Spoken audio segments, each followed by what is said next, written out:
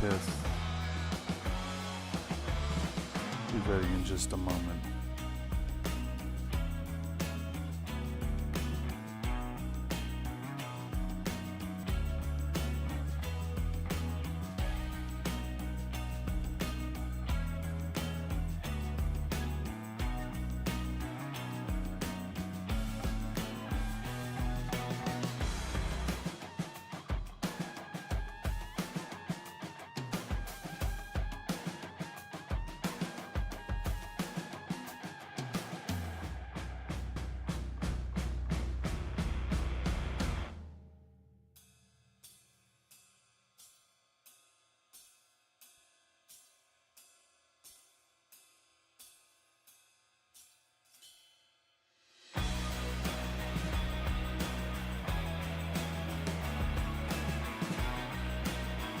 Tobias asked, "Are you ready for paint?" The answer to that is, as ready as I am, I'm never ready.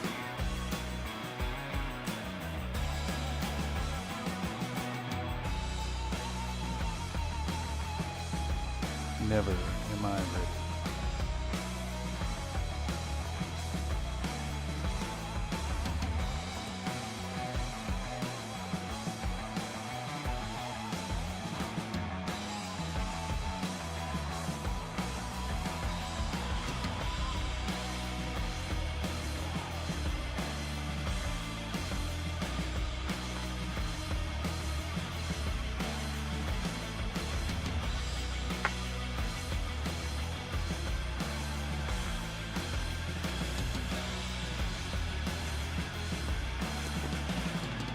Let's hit this button.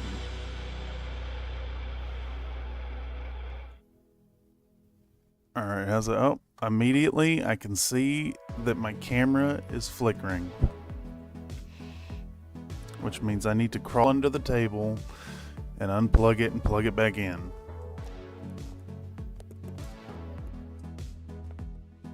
Just want to point out that for some reason turning off this computer and then turning it back on leads to problems.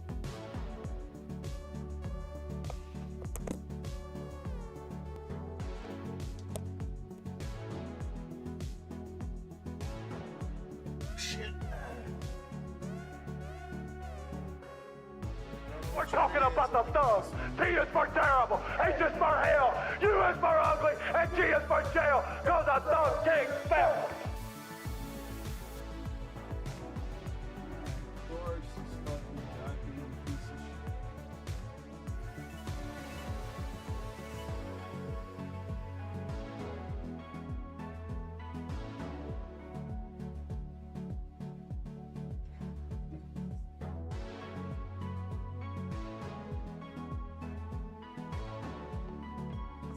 Is that dickhead working now? No, is it still flickering?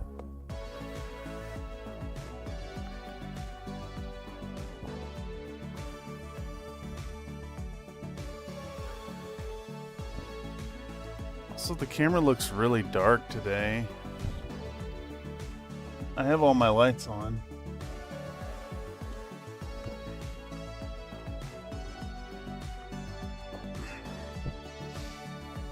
Looks really dark today. Is it this? Yeah, it's the white.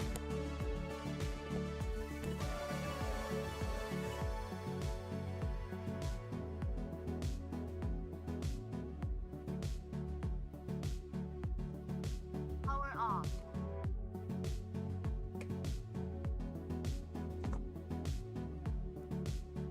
Hello and welcome back to another paint stream here on Country Fried Minis. I'm your host Cameron, country boy in the big city. Today we're going to work on our Squirrel Girl. We're going to maybe talk a bit about lifting spirits through the hobby. And we're going to forget to get the paper towels, so I'm gonna go get the fucking paper towels and I'll be right back. I'm telling you guys, it does not matter how much time you allot to prepping, you will not be ready. Or at least that's my experience.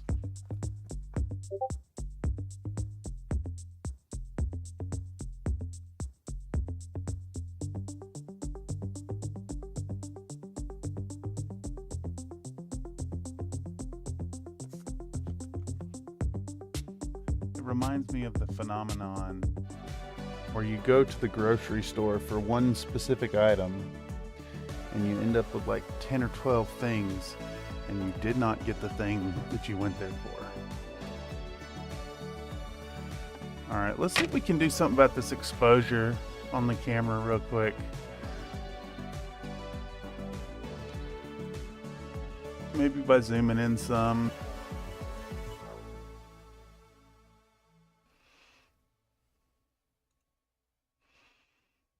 How about setting an auto exposure? I think that might have made it worse. It made it much worse. I wonder why it's changing. I had auto exposure off. It shouldn't be changing anything. Yeah, it's hard locked off, so I guess the Brio software doesn't actually let me control. What's going on? So what the heck? Is this gonna work? Okay, there we go. Alright, let's dig in. Hey, how about that? YouTube closed itself on my phone. I'm gonna try to get chat back. Wait on this thing to load.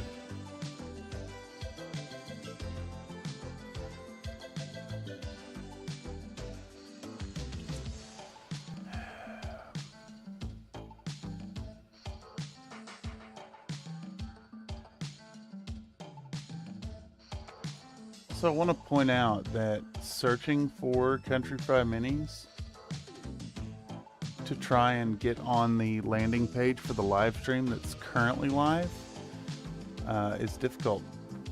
I have to go into my channel and then onto the live page to find it. It's trying to push videos from 2 years ago. Alright, chat, are you going to load?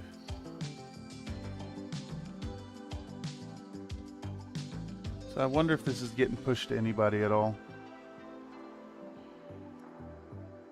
Thank y'all for stopping through this morning, afternoon, whatever time it is. I forget. I'm on the West Coast, so when it's morning for me, the day is already over for the rest of y'all. God damn! YouTube just closed itself again. What the fuck?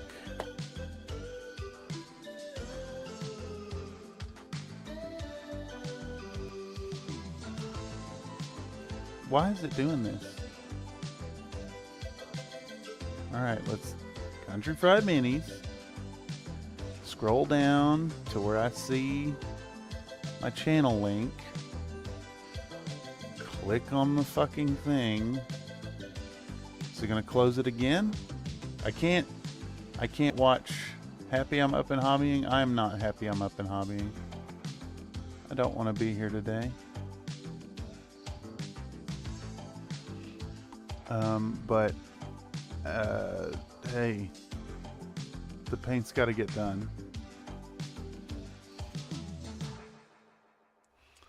And that'll kind of be the subcurrent, I think. Salute the sun. All right. Already it starts.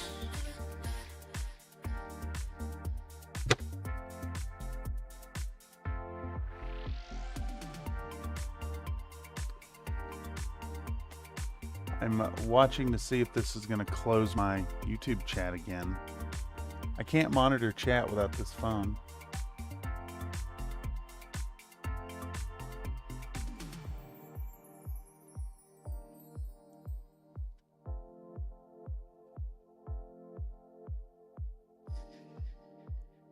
It's done it twice now.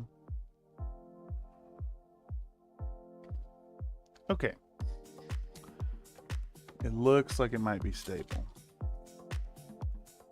So let's get back out the same wet palette we used before. Whenever I have a light light usage on one of these. I like to let this thing fully dry out. So if I'm not going to be using it in the next day, at least, I'll let it fully dry out, and that way it'll prevent any like mildew growth. And then I'll take the parchment and set it off to the side, and it'll get nice and crispy, ready to be reconstituted for another usage. Okay. Before we get tucked in, I don't know if that's showing up on the camera, but I got a whole bunch of residue on here from all the prints I've been processing. Those of y'all who know that I've been really busy processing a whole bunch of 3D prints from the eBay store, which I am super thankful for, because it means that the lights are going to stay on at least for another month, if you will. And if any of y'all out there want 3D prints and don't have access to a 3D printer, check out the eBay store. The link in the description down below. And of course, check out my offers over on fiverr.com. I do offer 3D printing services, including up to a full army for $200.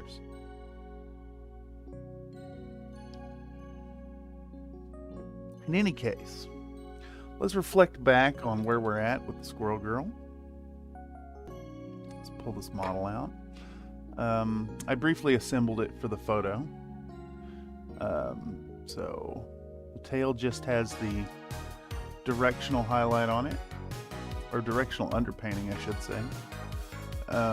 We got this thing primed and hit it with the airbrush from a few different angles. I basically used my entire container of, was it this one? Maybe it wasn't the snakebite leather. It was the wildwood. This one's basically done. And then we built up through, oh, I can't remember what color was it. Parasite brown? I think it was the parasite brown. And we hit it with a little yellow on top. So now we're working through the skin tones. If y'all recall, we hit it with Cadian flesh tone, which had to be reconstituted, and then a flesh wash from the WizKids partnership. And I think what we're going to do today is we're going to dig back in on the flesh tones here. Probably take a little Agrax Earthshade first and really reinforce those shadows with a brown color. Like right here, we have a little bit of a color discrepancy. The flesh wash didn't really stain it down exactly how I want. So let's start by tracing the crevices with a little bit of Agrax Earthshade. I think it's a great starting point. Did you ever try printing out any of those truck nuts? No, I have not yet. But I will test print them and put them up on the store. I want to show y'all the base we prepped last time has printed out decently. It had a little bit of warpage on the bottom, so I've had to take some time and grind down this edge, and then do a lot of work on the bottom, sanding this and getting it nice and flat. And it now sits without wobbling. It is a little fragile. These leaves here are definitely going to snap at some point. I may even need to preemptively snap them, but it's going to look really ugly if I do. So just going to be really careful with it. In hindsight, this was a bad choice because of that. In fact, I think if you printed this base out at the normal 30mm scale, it would not work at all. It would definitely be breaking immediately. So, funny enough that this artist has this one as a free example I should post a review on it. Just to let them know. In any case, let's get stuck in. Hope everybody's doing well out there. And if you're not doing well, if you're having a rough day, I hope you find some happy moments to help you get through your day. I'm dealing with a little funk myself, so I'm hoping a little time at the hobby desk being productive will be conducive to having a decent day.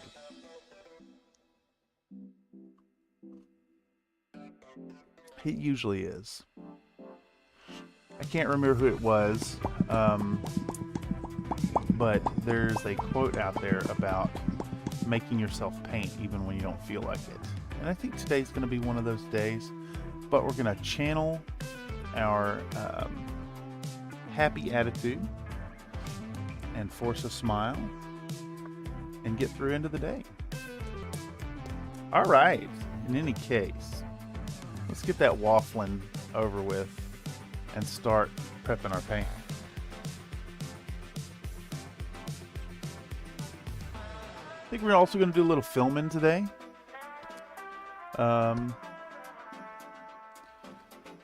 Just want to, get some headway on turning this project into a video as well.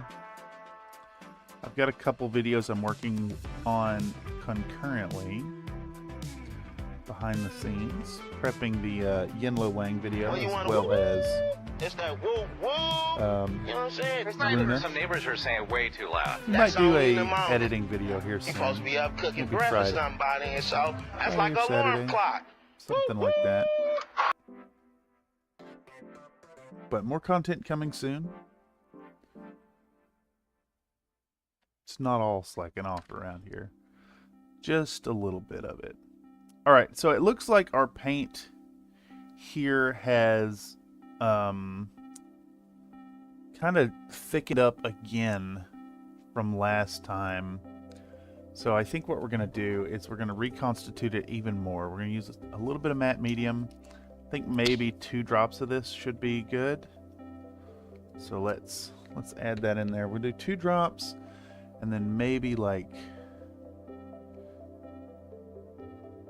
I don't know, 3 or 4 drops of water. So let's get a pipette. We're going to grab some clean water. Let's go with 5. And I also want to really break down the pigment too. So we're going to put in a we'll start with a single drop of the ISO.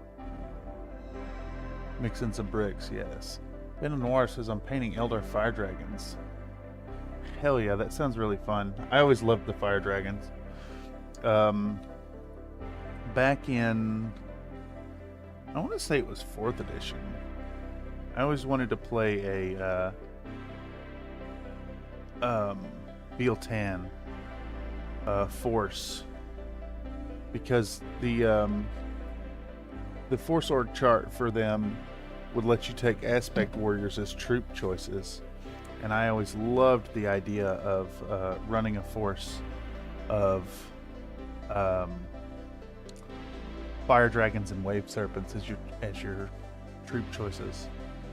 My paint scheme's a bit different though. I'll post and whip. Oh heck yeah. Yes, by all means share freely. We love seeing it.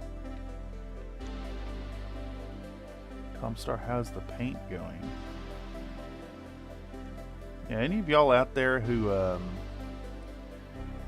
aren't already a Discord member, especially if you're catching this after the fact by the algorithm, if you don't know, Mr. Comstar here has not only been a prolific painter, but he has really shown insane leaps in painting technique and skill over the last, what would you say, 6 months? Hobby Corner? Let's take a peek. Let us take a peek.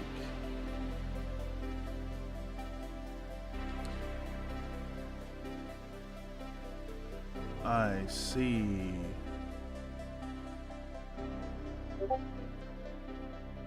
I'm digging it. I am digging it. Is this gonna let me change? Yeah, it's pretty awesome what these modern paint products will let you get done with ease. I really dig the dark feel you've got going on here. And these surface details are great for contrast and ink wash style. Very cool. Also, classic use of the bone color on the weapon there. Man, I love Eldar. I never could get behind like collecting enough to really seriously play them. I was always a Space Marines guy. Hello, welcome Killer Group. Did you see my post about the goblin on Discord? Any tips on painting a glow from a torch or light source? Yes. I think what was holding you back there is that your fire color and your glow color aren't matching. Hold on, let me find it. Where's that at? Where did you post that?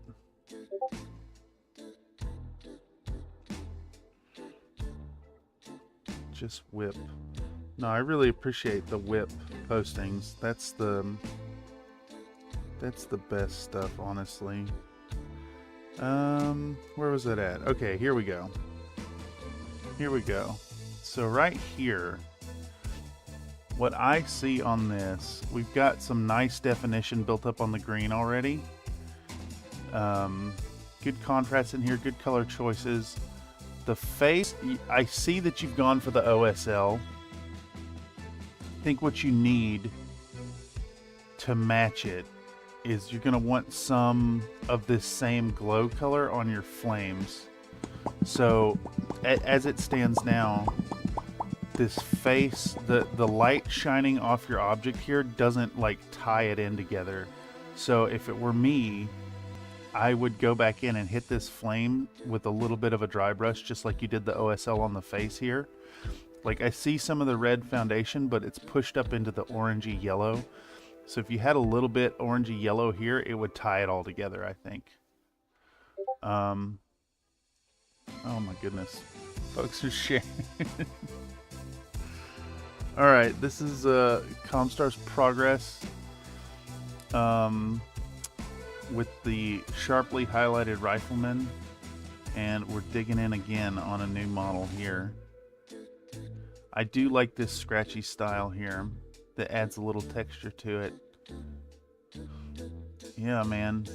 Honestly, Mr. Comstar, I don't have much to say other than watching you cook. And this is another piece from Vandal Noir. What are we working on here? Is this like a Titanfall duder?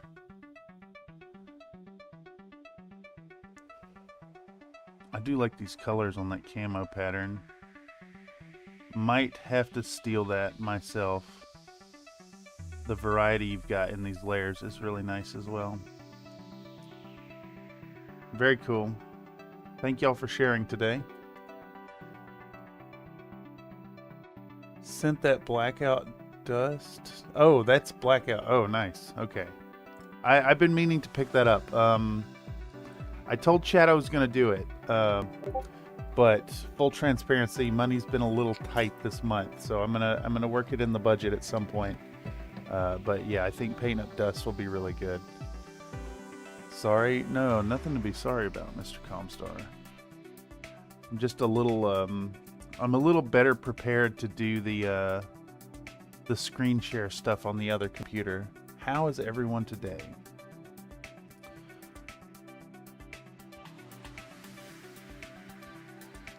I guess I'll start there, Mr. Killer Groove. Today has been a rough day. It's been a rough getting out of bed day. But I'm here in the hobby corner.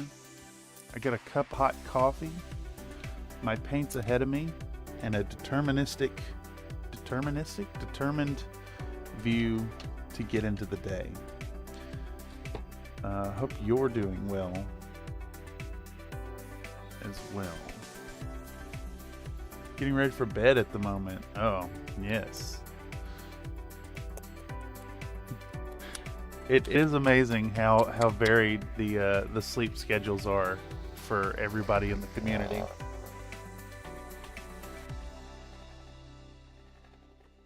All right. Let's see if we have reconstituted Arcadian flesh tone enough to dig in with the second layer.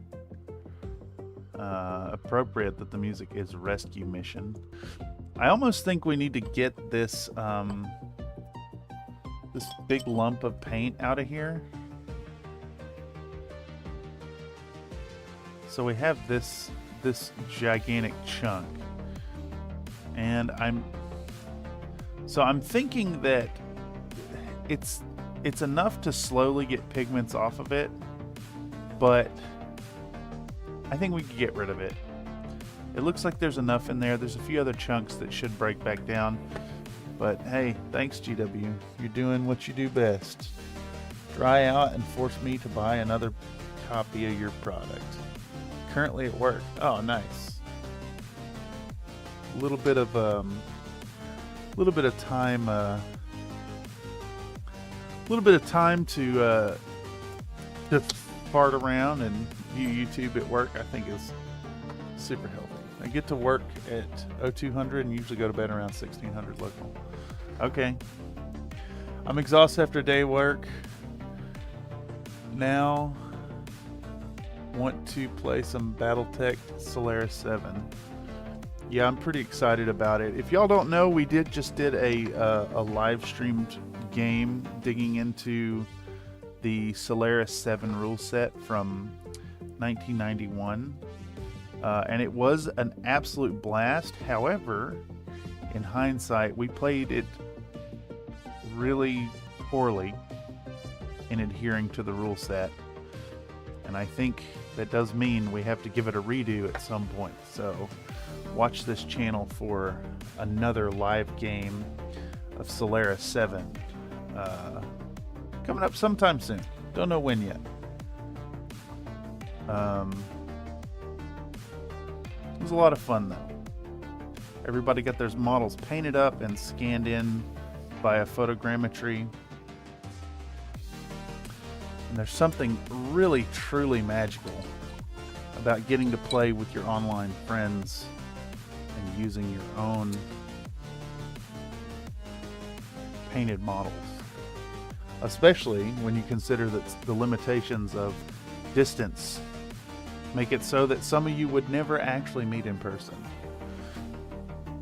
Okay, let's get this camera set up and actually dig in. We're only 30 minutes in by the time we're putting brush to model, which isn't too bad. We've had worse around here. So I think what we're going to do at this point, we're going to come back in. Oh, I forgot. I already forgot. We were supposed to be doing some agrax.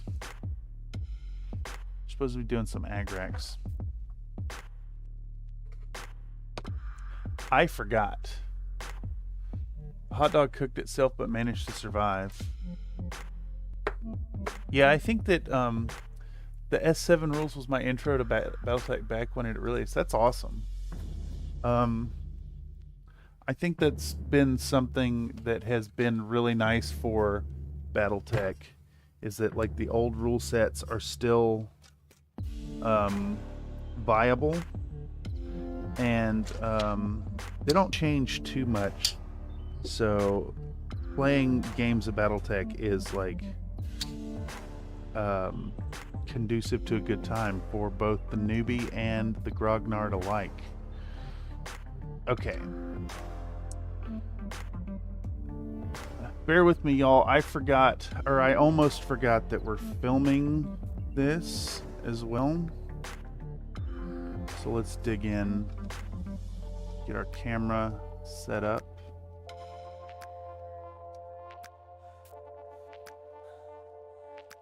I almost feel like I should have shot this with my DSLR. Maybe we'll do that on the next project. Okay. Get this thing set up. We're going to go into Pro mode. When you want to woo-woo. Pro Video. It's that And that'll give us woo-woo. tighter control You know what over I'm saying? the Some camera. neighbors are saying way too loud. That's only in the moment. Way too loud, he You're supposed says. to be up cooking breakfast or somebody, and so that's like an alarm clock. Man, Woo-woo. Bub Rub, what a menace. His exuberance at 6 in the morning. It's too much. All right, so we get the camera out. We show to the camera our Agrex Earthshade. We'll set this thing down. We'll pull out our dry palette, and we're gonna pour out just a little puddle. We don't need much. And I know that some people have these little like holders for their inks and contrast paints from GW.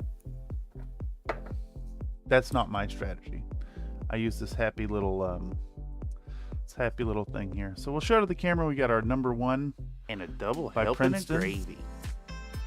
Make sure it focuses. And what we're gonna do is we're gonna get our model and we're gonna point out the problematic spots in an obvious fashion for the camera. If it would focus. Right here. And I think that's about it. Go in with our Agrex Earthshade.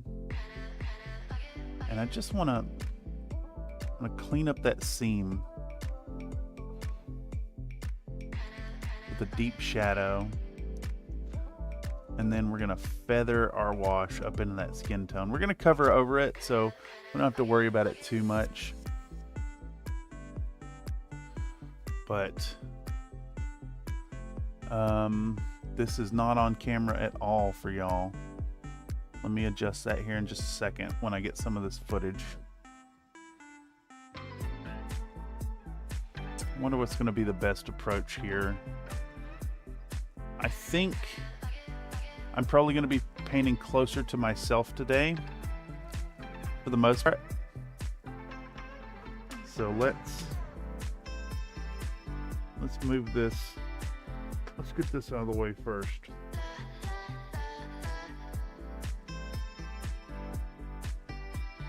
Let's adjust our camera.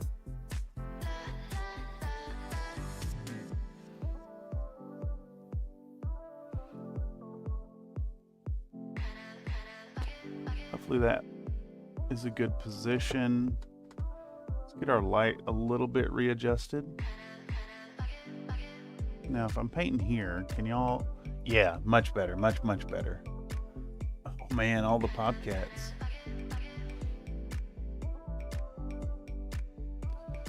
I got a wife and a buddy into Battletech recently. Now we're getting ready for a custom universe campaign. Oh, that's the best. Honestly, injecting a little narrative into your gameplay is the way. And I think really makes the game way better.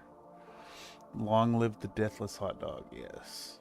Miles says, other than a single game of classic BT, I've only played the basic rule set from the beginner's box. We really ought to do just a deep dive game at some point, Mr. Miles. Not even a stream thing, just like a casual gaming experience. We can use Mega Mech even. Though, alright, so Mega Mech is a double-edged sword, of course. It's, it makes it really easy and does a lot of the rolls for you, but it does a lot of the rolls for you. So you end up with, not like internalizing where you should be rolling and what you should be rolling. You can always go back through and like watch the readout or read the readout at the end of a round and kind of internalize it, but it's usually easier to internalize when you're in the moment. Okay, so here we just want to deepen these shadows because our flesh wash left some like light color patchiness along where we did the milliput gap filling. So we just want to deepen these shadows some, just a bit. I'm gonna deepen these shadows. I hope y'all can kind of half-ass see what we're doing here. It was interesting. You guys really don't get the best view from the top down. I was just talking about this recently in the voice chat on the Discord too, about how, you know, the top-down camera is really good for the painter as far as filming, but it's actually really bad for showing you guys what's happening. That's why I always film with the camera like right here, trying to steal my viewpoint. That'll be fun. I wouldn't mind getting in on a game if we use TTS instead of Mega Mag. Oh yeah, we ought to do it at some point. Strip pool. By the way, the Atlas I ordered you are a huge hit. Can't wait for the next batch. Oh, that's awesome. I'm really glad you enjoy them. I'm a big fan of Locust Lab's work. I think that she's doing something that's really spectacular. It's somewhere in between the old school, true to the artwork work, as well as like the modern Catalyst designs. They're like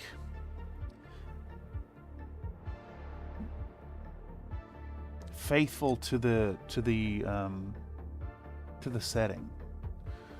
I'm actually going to be painting some myself soon for a game. I printed out, let's see, what is my lance? It's a dragon, a Min Shin, an avatar, and a dragon fire. Gonna be a lot of fun. We're gonna be playing a 6K BV game next Saturday, or no, next Thursday with a buddy of mine. Gonna be a blast. Be an absolute blast. So heck yeah, Mr. Killer Groove, thank you for stopping by and checking out what's going on over here.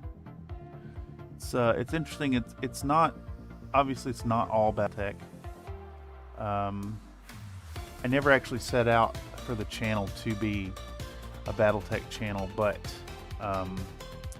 the success of Big Urban Mech kind of necessitated it. And we've been here ever since. But it's Battletech with some sprinkled in pinups. Yeah, I'll probably try to hop in one of the TTS Battletech games at some point. The Solaris one looks super fun. Oh yeah, and especially if you're getting in any moments to do like RP stuff, I think that adds to the games big time, Miles. You're definitely welcome to do so.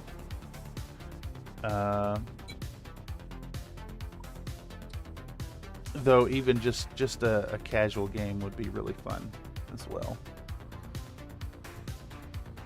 I know I keep mentioning it, but that's one of the big focuses for 2025 here on the channel, is encouraging more gameplay, more hanging out, more rolling dice.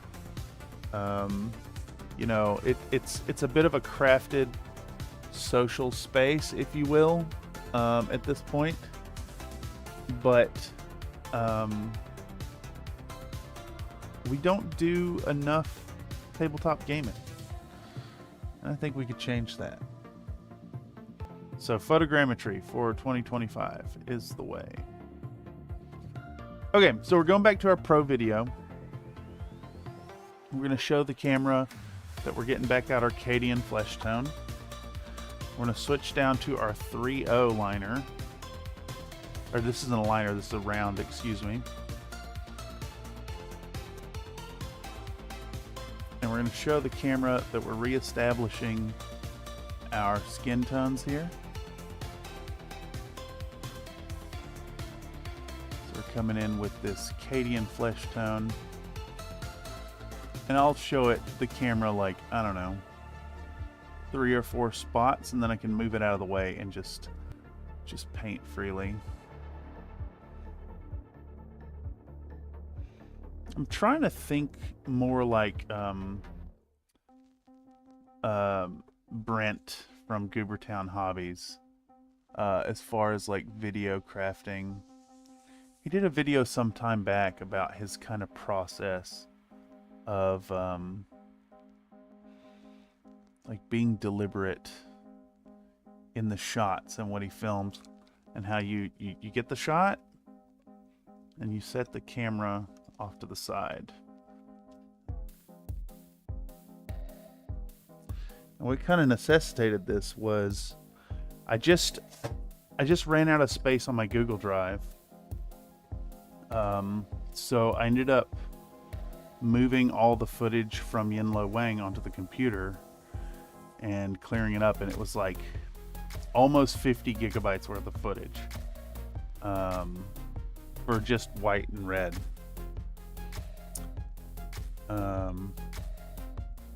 So like stealing 90-second shots instead of 10-minute shots to paint up sections on the model will probably be way better for both disk space and trying not to waste as much space on the model or on the editing. Nate says it were the fun. Yeah, it was a blast. I had a lot of fun too.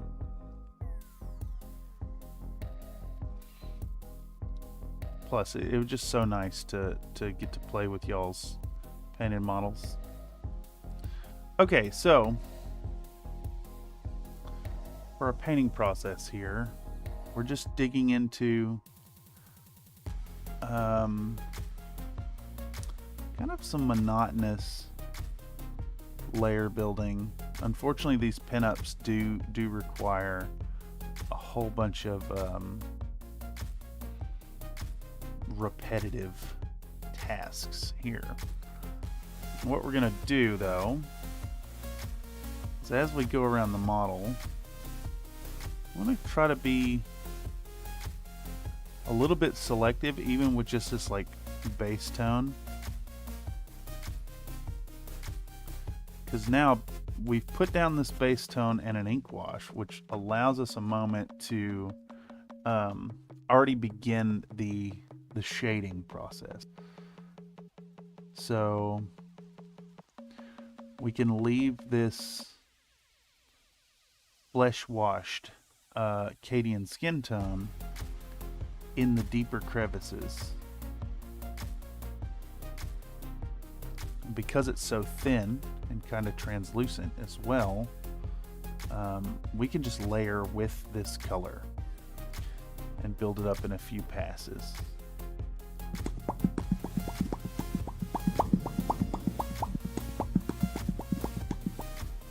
For here, I think you guys can see the directional lighting. We're kind of coming straight down with the lighting on this model. I want the focal point to be kind of across her hair and face and the top of her chest and the open jacket here. So unlike Titania, where we had the light kind of focused on the hip, we can kind of keep these lower areas a little darker, and that'll play out later when we start adding in the next highlight colors. For now, we just want to build back up that Cadian flesh tone and leave some of the washed down shade layer peeking through. It was a sad end. Yeah, I think it could have gone a little different in our game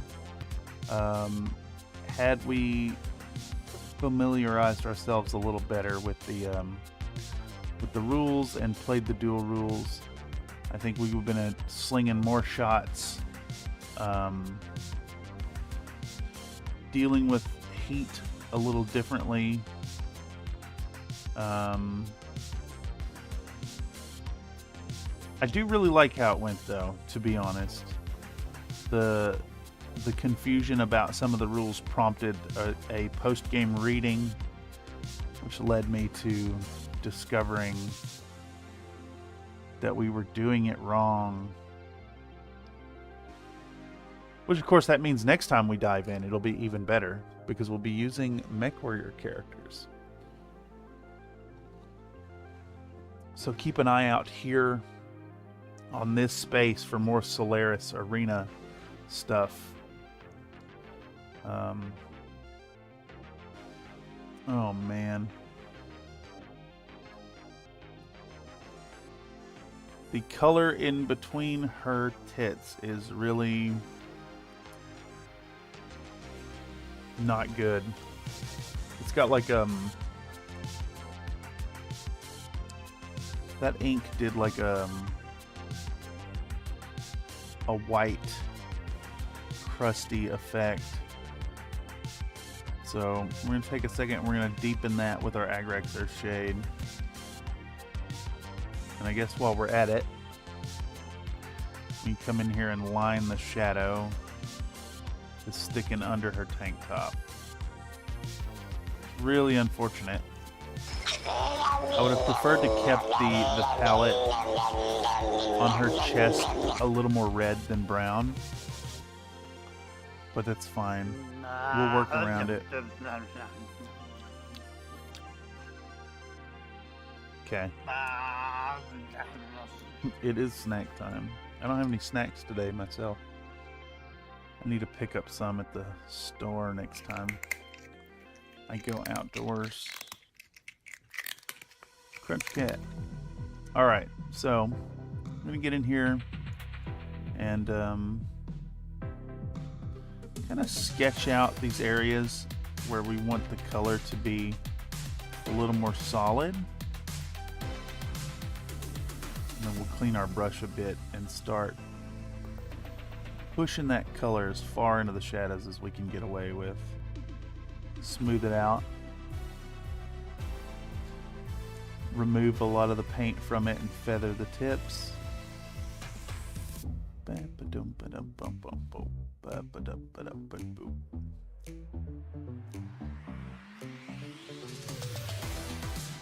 it sucks. I would have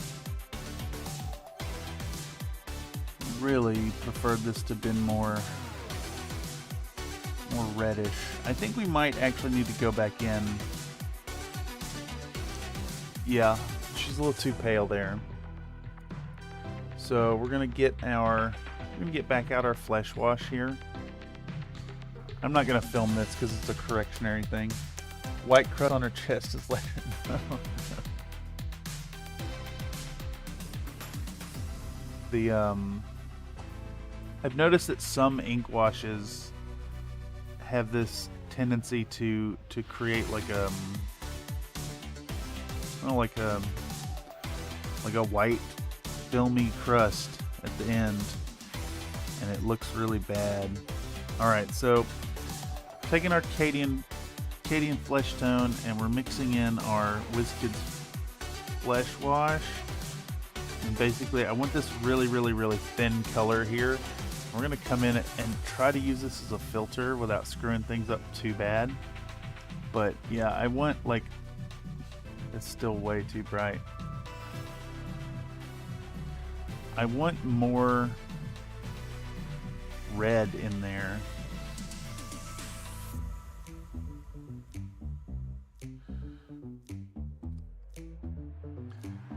The skin on the breastbone is really thin. And she's in a like action pose. So I want that red, that blood beneath the skin here to be kind of palpable. And of course, you know, if you guys have ever seen any lecherous anime art, the gals always have blushing boobies. And I kind of evoke a little bit of that with our work here. So I want to work in some red influence to the color palette. Mine's going to be more subtle than others would have, but we may go back in later and work in a little bit of red, like we did with the goblin. She's all the way up there. I'm not going to grab it. But if y'all recall, the goblin ended up with with red worked into the thin skin areas like the nose and the knuckles and the ears. I don't think we put too much on the chest with her, but that wasn't really the focal point of the model. This lady, I think the chest is a big part of the focal point of this model. Alright, so we're gonna unify our layer and be selective about where our shadows stay, because we're going to come back in with a highlight layer after this. 176 requests for the CFOF. Man.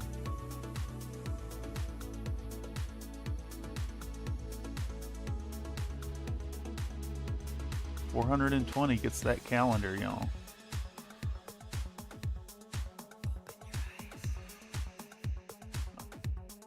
I guess I gotta start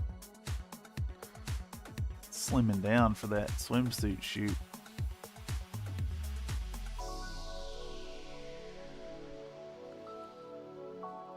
Alright, so just gonna build up our layers here. Build up our color in layers is more accurate, because it's not really so much like layers here as much as layered color. It's all the same color. I guess that is layers, but when you think layers for minis, it's usually like distinct tones that have been built up. Okay. That's starting to come along.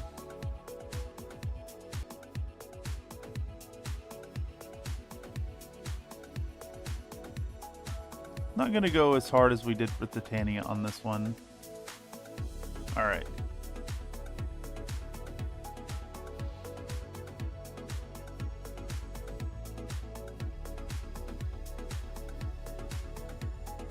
I was going to say we're going to move on to the face, but let's retouch the belly. Build up a little more of the color. I think we need to do the strip of skin on the raised thigh as well.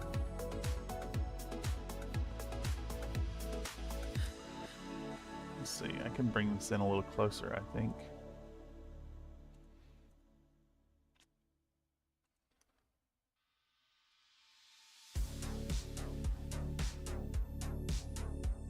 Full screen projector, there we go. Howdy folks, welcome Frank M. Hope you're doing well.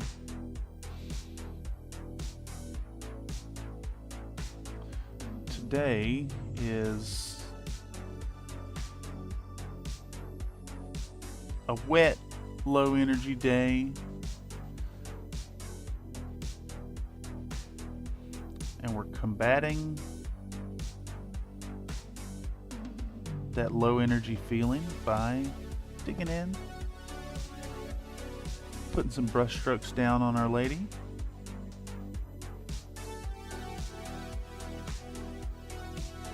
Making some meaningful forward progress. Not really, it's slow going. Been about 20 minutes in on layering in skin tones.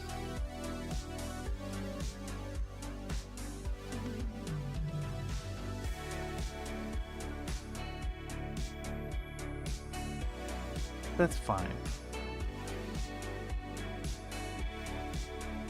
Every single stroke of the paintbrush marches us ever closer to completion. It's a marathon, not a sprint.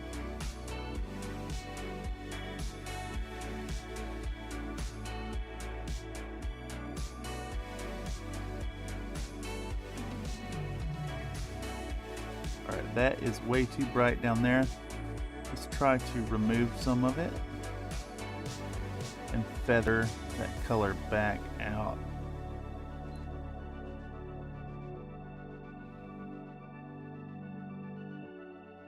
There we go. It's already a really thin color. Y'all can see on the palette here. It's so thin it wants to separate. And then if you take just a little bit, you can see it goes really, really, really translucent.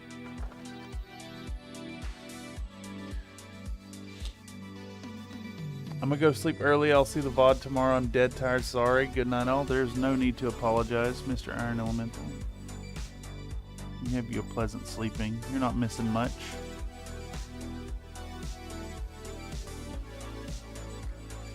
Have you tackled the tail peg problem yet? No, not at all.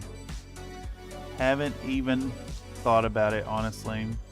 I think what we're gonna do in the end is we're just gonna apply that tail and hope for the best. I think it's close enough of a fit that it shouldn't be too noticeable. Here, I'll put it in for a second. And you can see the whole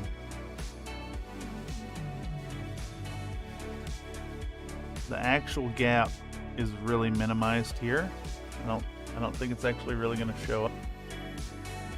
On this side, it is there a little bit.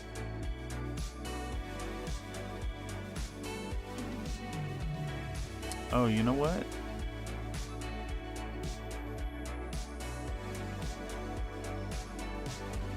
It is kind of wobbly in the hole. I think basically we're going to split the difference and try to get a good placement that doesn't show too much of that gap. But honestly, I don't think that gap's really going to show up. There'll be enough visual interest, I think, to distract from that tiny little gap. Much more important was fixing the gap on the legs. And honestly, at this point, I've gotten so much like little specks of dust and stuff all over this model during the priming that any hope of tryharding is already moot.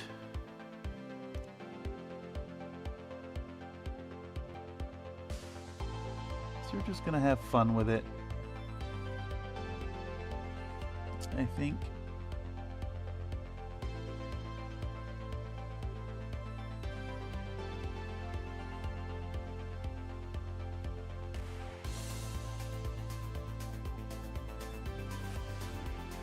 I want to minimize some of the shadows here real quick.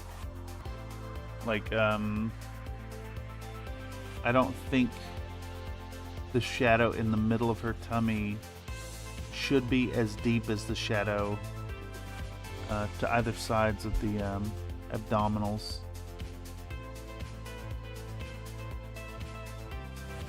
In fact, I kind of want to minimize all of this, to be honest. We'll bring back up that definition with the next layer. Got to run to a meeting. Everyone have a wonderful day. You have a good one yourself, mister. Thank you for stopping by. Not terrible. Nothing. A little green stuff couldn't easily fill. Yeah, exactly. That's kind of what I was thinking. I think when we get there to that point, we'll get it painted up and then assembled, and then assess whether or not it actually needs a little bit of gap filling. So I'm kind of leaning towards not at this point.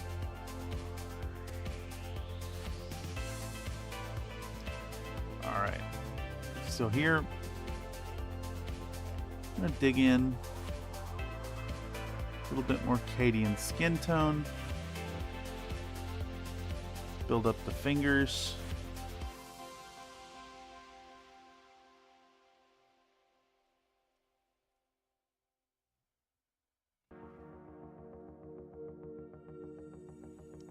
I'm honestly not sure how I'm going to go about the fingernails, to be honest. So I think instead of worrying about them, we're just going to trace over her fingers with the with this color for now. We'll worry about fingernails later. I think we might just mix in a little extra white, do like a 1 layer of highlight higher than our skin tone.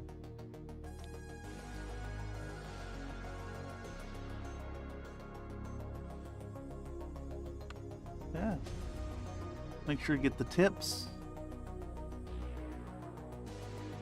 Something that's easy to neglect is the tip of the tip. The hell was that? Paintbrush. You use varnish, it'll fill and dry clear, you'll be able to paint over it.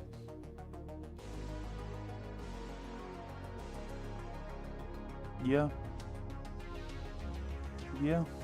I don't think it's, honestly, I don't think it's enough of an issue to even worry about at this point.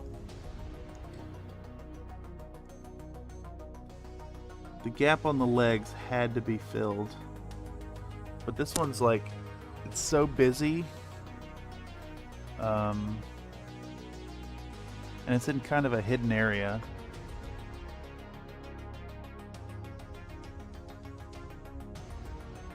Alright, so now come back in across the face, and honestly I think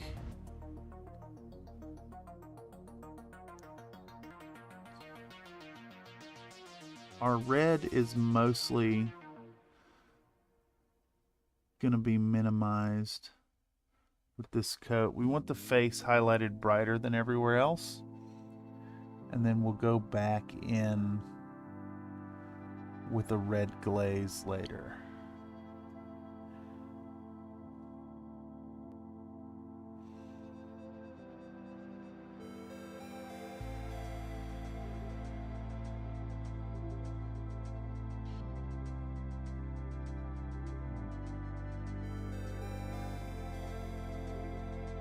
So I'm kind of putting this this flesh tone on pretty heavy, honestly. Kind of applying it like a glaze for pottery at this point. Like, it's thin, but I'm deliberately puddling it to make a nice strong bit of coverage.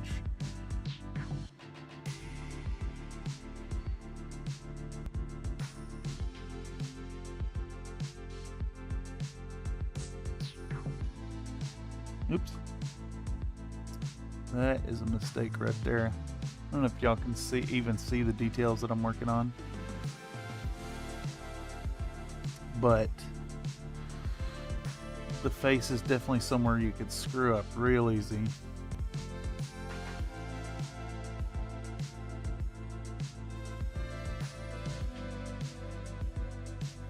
Now we're going to feather that color into the hard crevice lines we've created.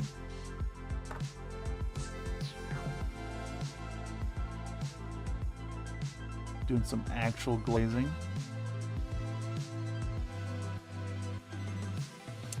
I see a problem. We've got more of that white crust in the eye, in the corner of the eyes. So we're going to try to come back in with our Agrex Earth Shade and just deepen those recesses.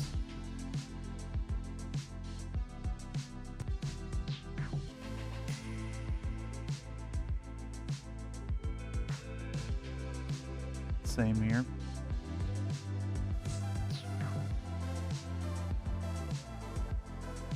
Needs to be real dark in that corner. And it'll trace the eyelid. Okay. So with a single pass of skin tone, it's immediately noticeably better. I think what we need to do is maybe do one more pass of this color. I know, riveting content, right? Canonically, your fingernails are adamantium because you could just slide them with duralumin. Yeah, but that'll look bad. That'll look really bad for the paint job. You need some kind of contrast to build up to that color.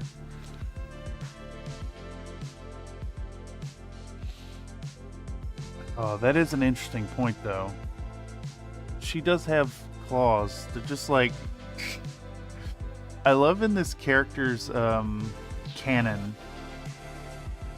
that she's like, her whole thing was she can talk to squirrels. And it's like, that's not enough. We need to also make her Wolverine.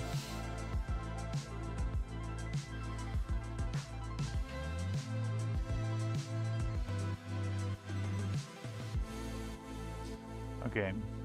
So we're going to do one more pass of the Cadian skin tone, Cadian flesh tone. And we're going to concentrate this on the raised areas. Basically, we're going to build up the opacity of this color just a bit. Try not to screw it up too bad. And it will serve as a foundation for putting our next layer in which we're going to mix in a little bit of... She's kind of pinky colored. I think we'll use a little bit of pink.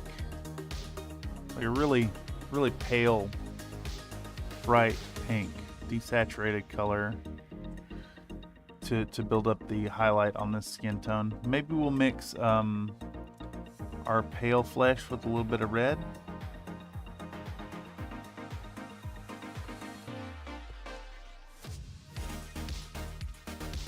But first we just want to build up a little bit more opacity of this color. So the flat of her tummy, the tops of her tits, the front of her thigh there, upper facing areas of the fingers, etc. Anywhere that needs to be strongly toned. Still sitting here thinking about how we would make a duraluminum finger work. I think I could go back in with like a dark, really dark brown first and build it up over that so we'd have a little bit of shading on it.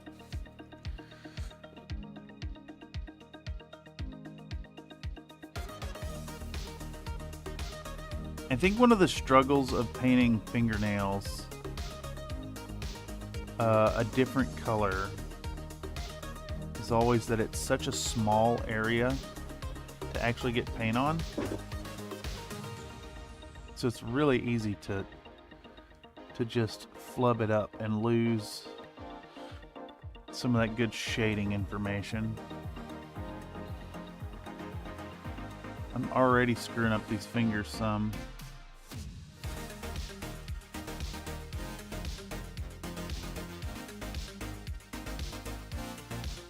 Too much shadow on them. Okay, one more pass on the face.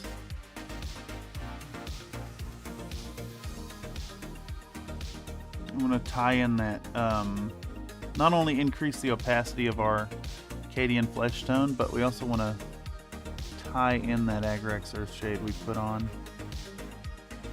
Okay.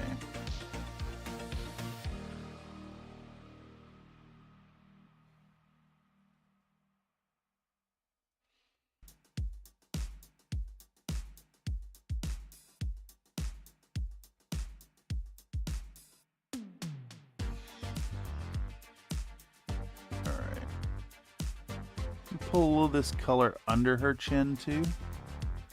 There we go. All right, so that's looking good. We got a nice skin tone color foundation. We're ready to move into our next color. So I think what we want to do, we could maybe get away with the cadmium skin, but I don't know how much brighter it is. It's got that. Let's see, if we took a little bit of our Cadian flesh and we worked in some cadmium, what's that gonna look like? It's a little yellowy for my taste. Let's not go with the cadmium.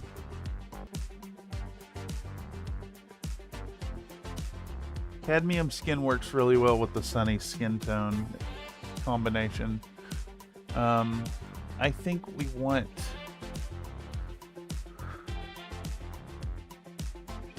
I think we can use this pale flesh with a little bit of... Could we work in some magenta? Let's try. Do I have a swatch card here? Yeah, let's do a swatch real quick. Work in that magenta. That's what I'm thinking. Alright, so let's lay out some of our... Do a swatch right here. This is our Arcadian flesh tone. Put out that pale flesh. I like the pale flesh, but it gets a little chalky because it has a lot of titanium white in it.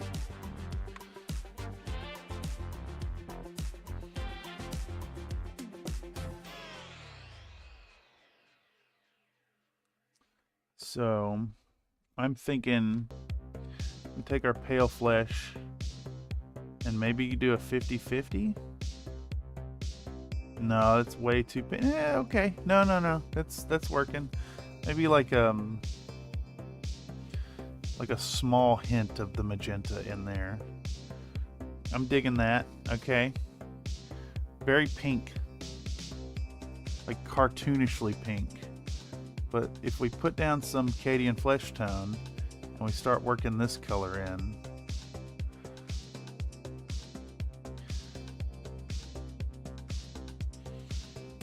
I rather like the cartoonishly pink look. If you look at her artwork, she's very pink. We're talking about the thugs. For terrible. H is for hell. U is for ugly. And G is for jail. Cause a thug king fell. Yeah. I think it's gonna work. Okay, so... The number one. And the best is the Antichrist. But not God! Not God! Because the Antichrist. It's me. Okay. So, we need to show this to the camera. We're going to work in our colors. Also going to get out Onilab. And we're going to film a little bit of it.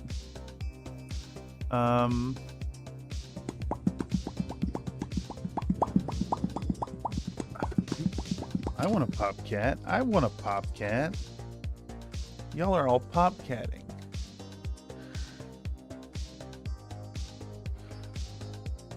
It still keeps trying to autofill podcast when I type popcat.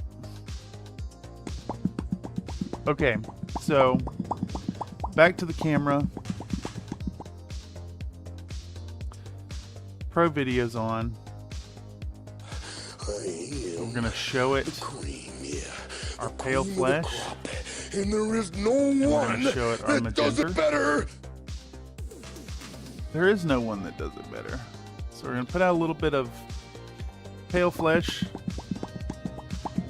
and we're gonna put out just a little bit of the magenta. I mean, just the tiniest little tit of it. Right here. We're gonna put 2 drops of water in it.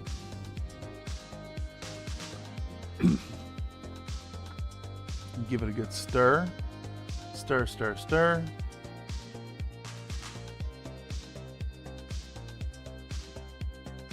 Yeah, I think that's about right. Very bright, but also cartoonishly pink. Imagine like drawing a Caucasian person with a limited like 64 color set from Crayola or whatever. Okay. So we want to start with a 50-50, I think, of these two colors.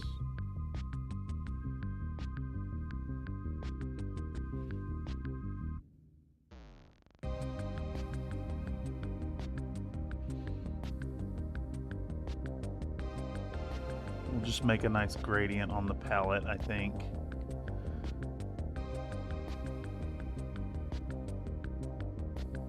Always add more of the darker color if we need to. It's a much stronger pigment, whatever's going on here. So we're going to use this mid-tone here. We're going to work into that and then find our way into the pinky pink.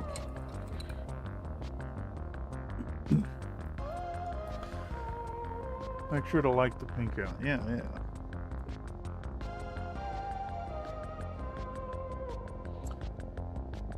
You have to hit the check on the left to add Popcat to the dictionary. Yeah, it doesn't come up. It's the keyboard on this device is a little different than the normal Samsung one. It's the BlackBerry version.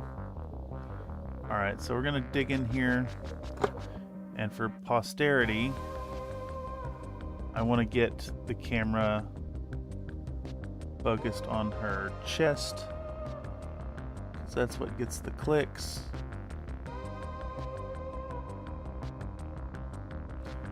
Rubbing a paintbrush on some titties. Of course.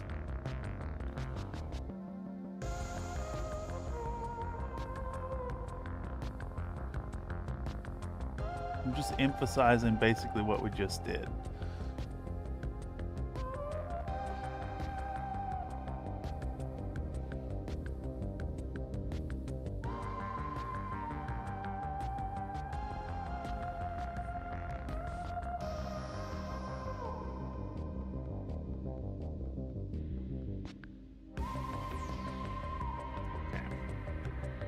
Let me turn off the camera for a second.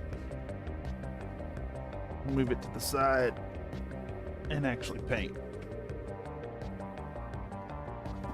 Slots, you need a number, Mr. Grizzly. You need a number. It's slots and then a number.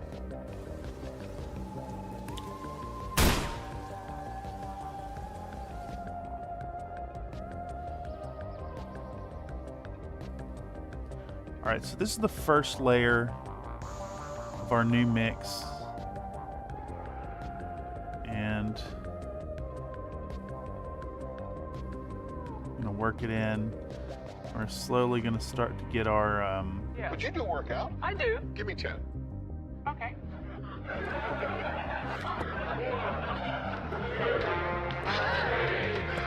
Bye, everyone. She can go on forever.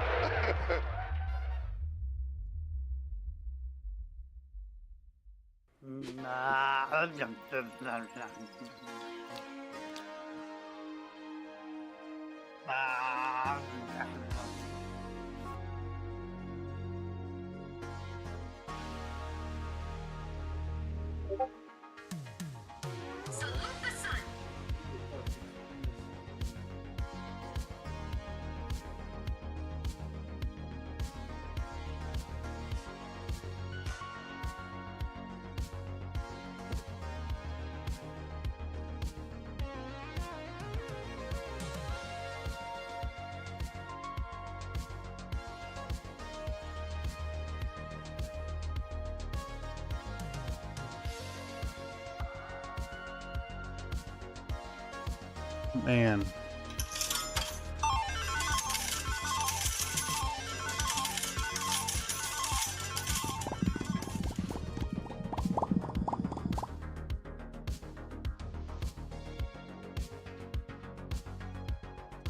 I'm getting spam from LinkedIn.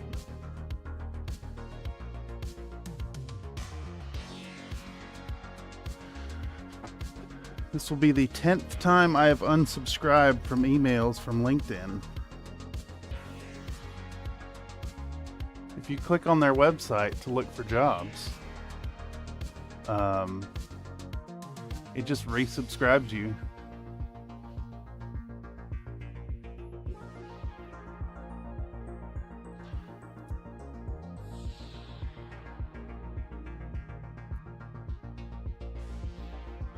There's no redeem bees. It's exclamation point B.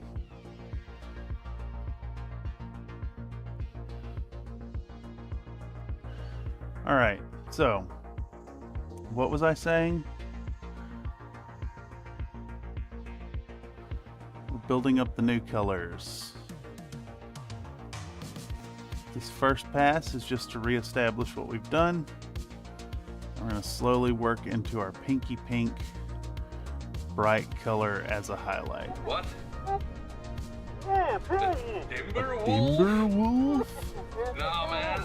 That's clan tag. That's just cheating. I don't want to lose my friends, man. He doesn't want to lose his friends to clan tech. Remember, folks, clan tech is cheating.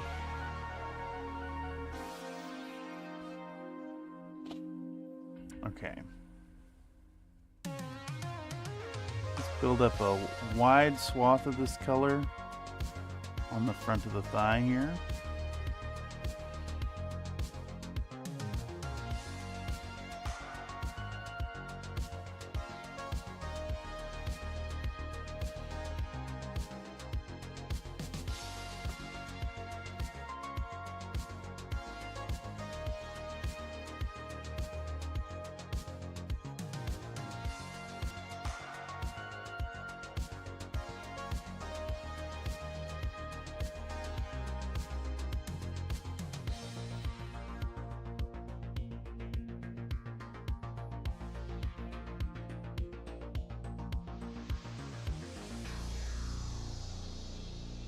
Put a little bit of this color on that little bit of butt cheek that's showing.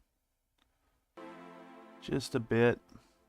We're going to bring some across the back of this thigh here. This is all in shadow though, so I don't want to do too much highlighting back here. I do just want to accentuate the volumes though.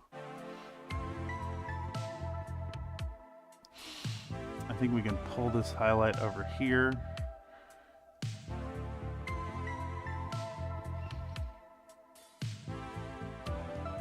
This color, the pale flesh does kind of lend itself to becoming chalky really quick, so we want to be careful about it, of course. I'm chat challenged. That's funny. There's a lot. There's a lot going on.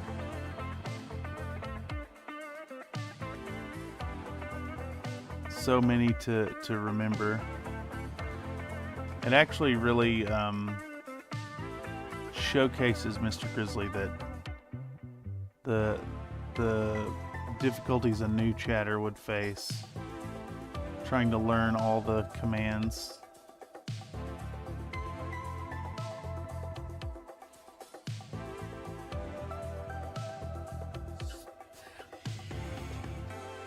Oh, jeez.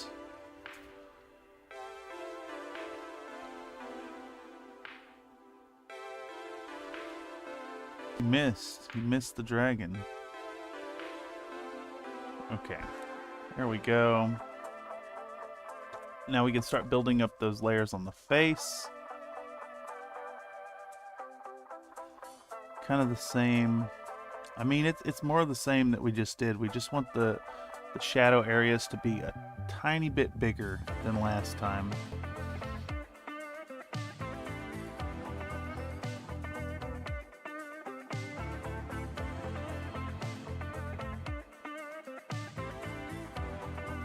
Still not really sure what we're gonna do about the her lip color. I think it needs to be like a brownish, not quite lipstick color, but enough that it stands out.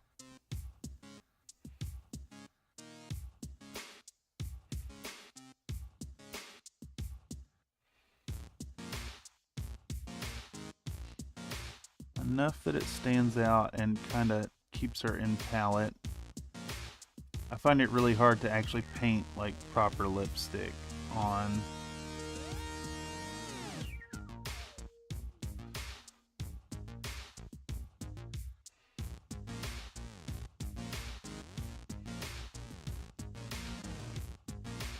Plus, something tells me this lady would probably not be super into makeup products. More natural, if you know what I mean.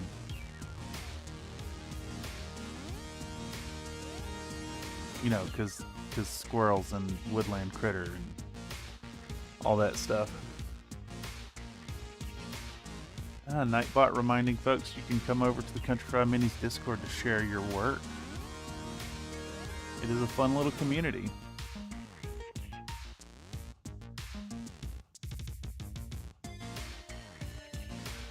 Hop on by if you're new. I'd love to see what you're working on. There's room for models of all types. Heck, even if you're just playing video games and want to hang out and have people to chat with, we do that too.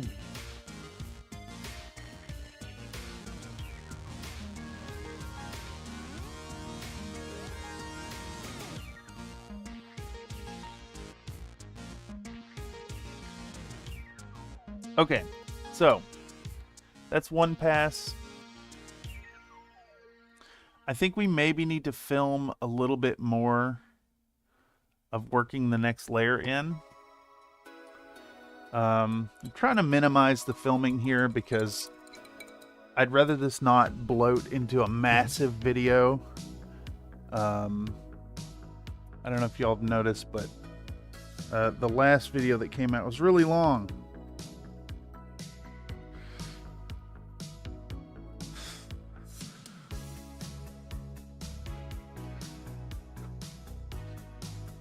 Also, speaking of the video, whenever we get to working on Squirrel Girl, if any of y'all have ideas for skits or community submissions for the video and want to add something into it, don't hesitate to let me know and post it over in the what it's called, like Country Fried Community Contributions. It's one of the channels on the Discord server. Okay, so next up, we're going to show to the camera that we were using that, and now we're moving to this right here.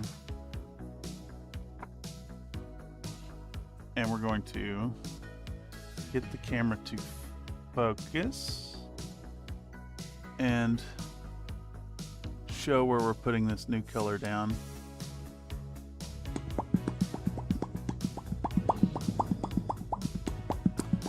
Can't really tell a dang difference on the camera, at least. My eyes can.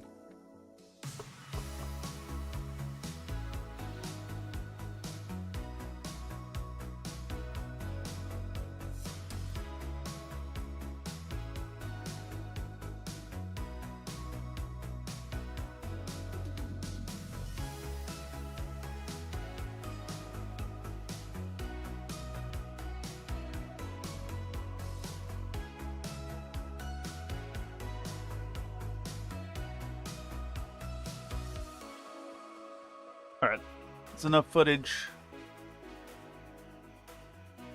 I'm hoping these short clips will be a little easier to cut down. Also, Squirrel's supposed to be a girly girl.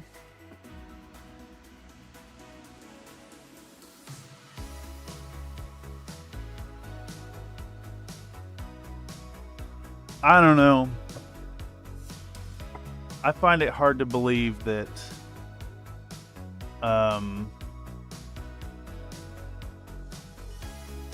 a lady who is hanging out with squirrels and like flinging nuts at people is going to be all that into, you know, looking her best for societal standards.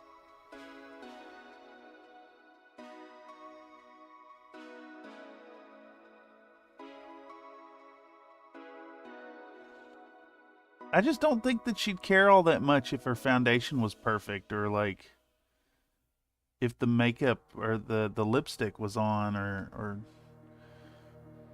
I bet she has dirty fingernails.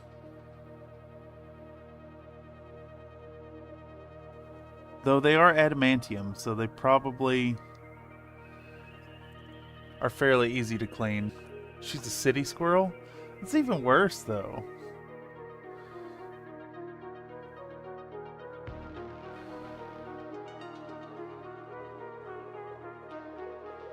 City squirrels eat literal garbage. Well, it's people food.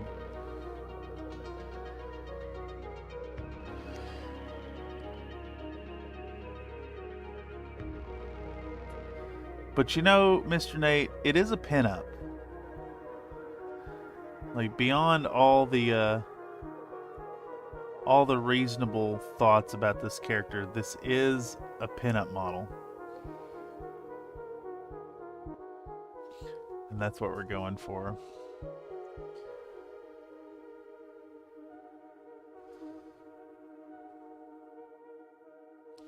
I fear I've taken her too pale and not pink enough. But that's fine, whatever. We'll fix it.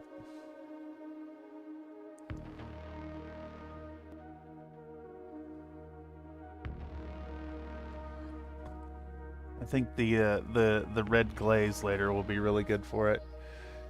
She like lives on the same block as Spider Boy. Too many weirdos in the city.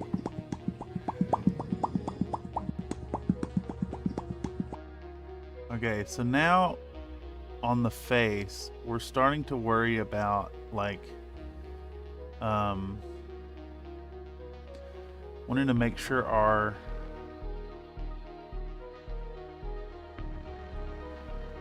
shadows are nicely developed. So we really got to think about where we're placing all the layers from here on out. I say layers, but I don't think we're gonna have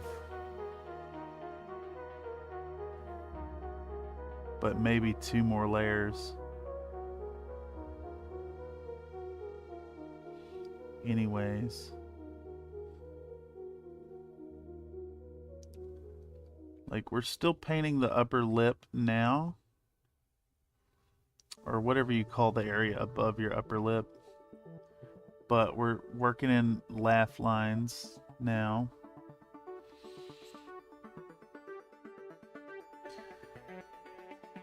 We'll do the tip of the nose and the outline of the nostrils. But then, like, the deep area of the bridge of the nose, we're not going to touch. And I just realized we never painted the underside of the nose. So let's take a little bit of our original Cadian flesh tone and try to detail that really quick. Yeah, perfect. Excellent.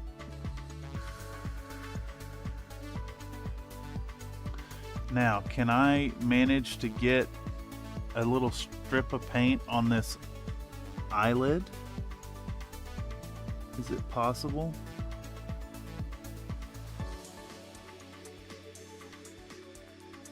The answer is yes, by the way.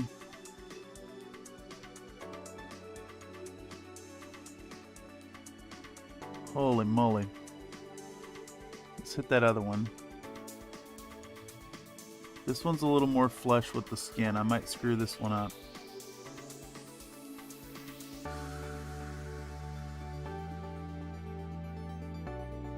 Just exhale.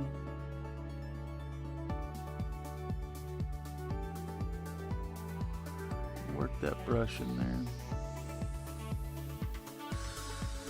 I spilled a little bit.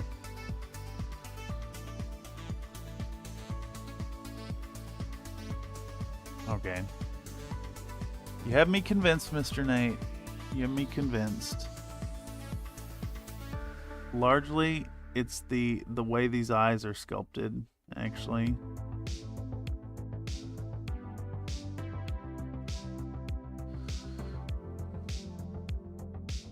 I'm gonna hit the eyes with a little bit of the Agrax Earthshade that we have kind of sitting here gelling. Darken them a little more.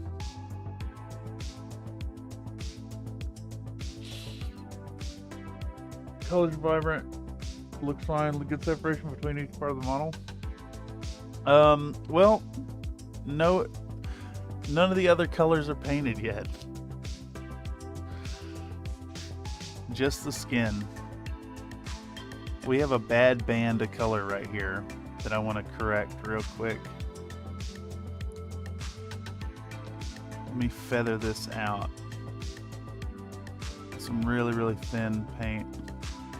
I'm going to remove most of it and stipple that down. All right. Now we're going to put the pinky pink down. Super bright pinky pink, almost white pink. I'm gonna try to be selective about it. I should be filming this, but whatever, it's fine. Am I gonna really spend like 5 minutes talking about the skin in the video?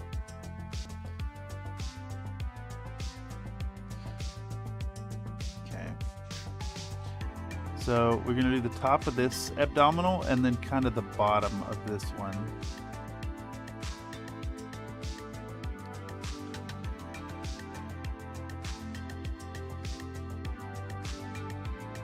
Maybe a little on the bottom here too, but not much. Okay, I want a little bit right here on the top of the leg. Just a touch, and we're gonna feather it. Okay. Now, on the chest, we really gotta think about where the light's gonna be hitting. So we wanna preserve the shadow between the tank top and the top of her tit.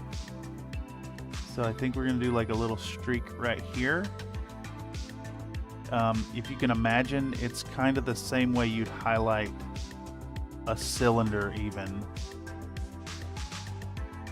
Because it is a rounded object and her cleavage is kind of long. So it's a great opportunity to do one of those I mean, the same way you'd highlight the top of a tube with NMM, basically.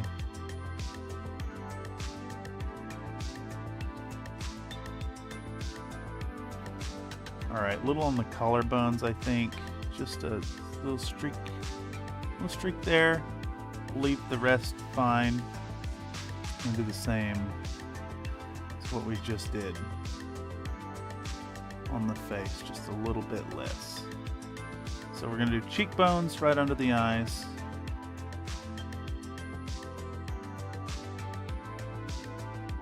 Cheekbones. Do the chin.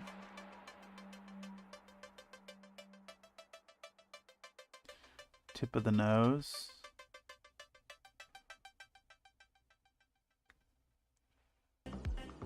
A little bit on the center of the brow, not much. In the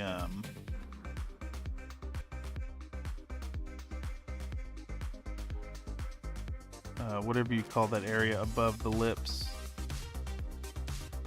Okay. I forgot the fingers, but I think the skin is done. The camera's making these shadows look a lot darker than they actually are, but it's a good project. Love this thing. Yeah, she's dummy thick. I really like Gaz's work, and if any of y'all out there would like to get your hands on Gaz Minis sculpts, keep an eye out on my eBay store. I do have a commercial license for his models and will be selling them on there.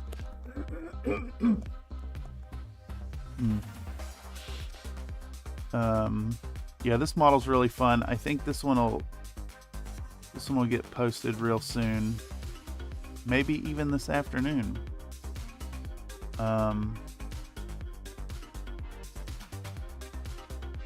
Print on demand at this scale. All right, so let's do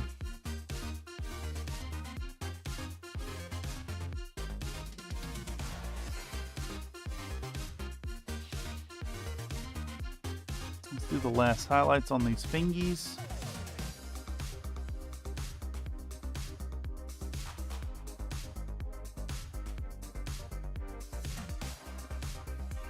Maybe the top of the thumb there. Yep. And none on those fingers. Alright, so I think our skin tone is largely done. I want to think about the next step here.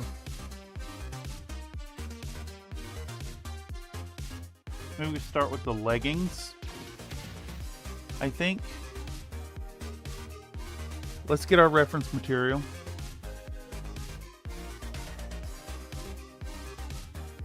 Area above lips, nasolabial folds.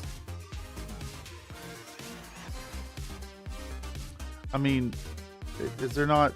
I'm pretty sure there's a different word for it. Alright, so let's pull out our reference material. It's kind of like a grayish color on her leggings.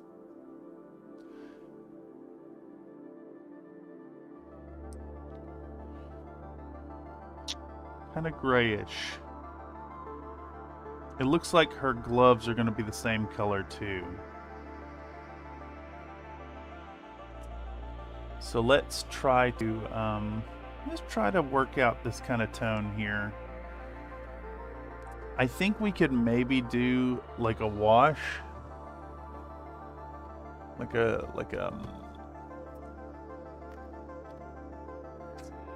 I wonder if my new equestrian set would have a good color for that in it.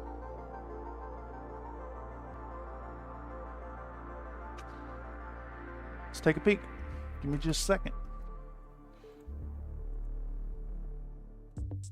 Just gotta walk across the room and get the damn thing I left sitting over there. In fact, I'm gonna fill my coffee while I'm up. I'll be right back in about 60 seconds-ish.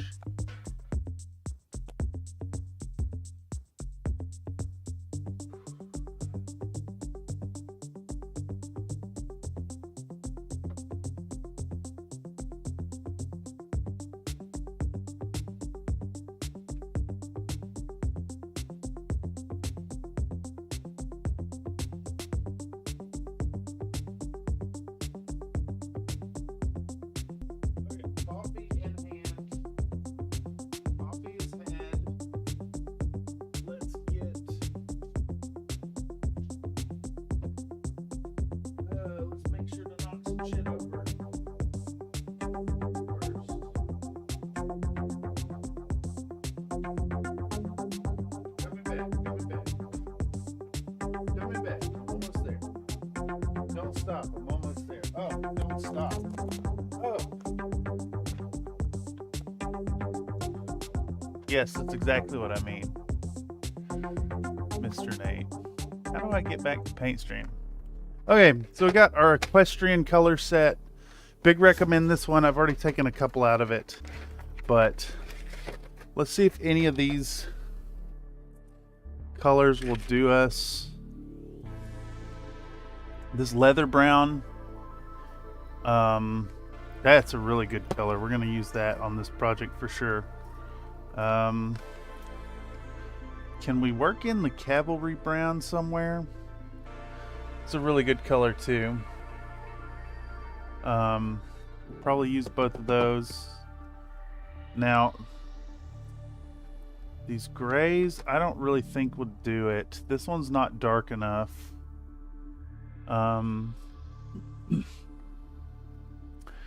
Shit, can we just get away with a London gray on that? Let's reference our material one more time. It's almost like a green gray. Like a green brown gray. That's a tough color to represent. Green, gray, brownish color. Let's see. I might have something from like the Panzer Aces set that will do the job.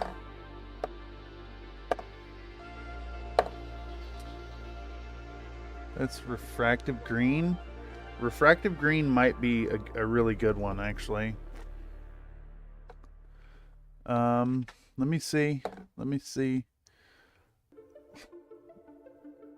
Luftwaffe green. I think that's a little too green. But that's kind of in the same category. German camo dark green might be the one. That's very, very nice. And then we've got US olive drab. I think that's too bright, but we could maybe use it as a highlight tone. And then we've got Russian uniform World War II. I think that's a little too out of what we're going for. Okay, so I think we're gonna just make a decision here. And I think we're going for German camo dark green into US olive drab. We're just going to lean into the green grayishness of it.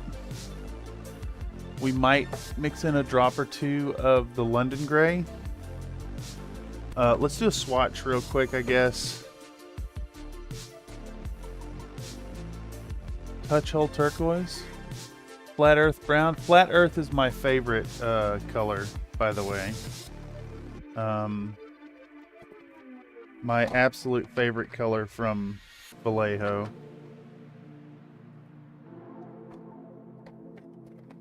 Big fan.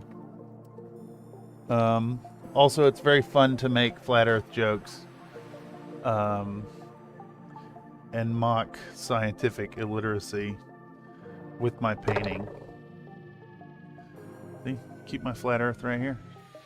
The flat earth does exist. It's just 70.983 by Vallejo. Perennium Pox purple. If the boils on your perennium are purple, you need to see your doctor. I hate to inform you.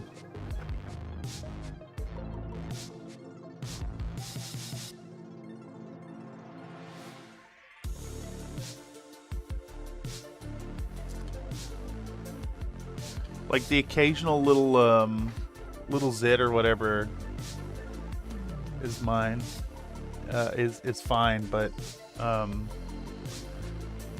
if it's purple, that's a problem. That's a sign of a really, really bad situation. I'm gonna give these a preliminary shake before we dig into it. Green is fine. Yeah, I think green is gonna do it. They're more gray. They're definitely more gray, but I think we can get away with this.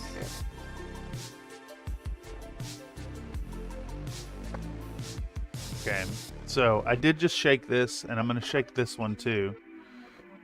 But we're going to film shaking it as well. Also, a massive shout out to everybody who's decided to stop through. You guys are really awesome, and together you make painting so much more fun. As always, if you really want to help out, toss a like down below. If you're catching this after the fact by the algorithm, drop a comment. YouTube really likes that. It sucks to hear it in every damn video, but it really is true. That's the biggest thing you can do to help us spread it around. And if you feel like supporting financially, consider dropping $1 a month to join up as a member, or joining up as a Patreon or patron for as low as $3 a month, where you'll get your name in the credits.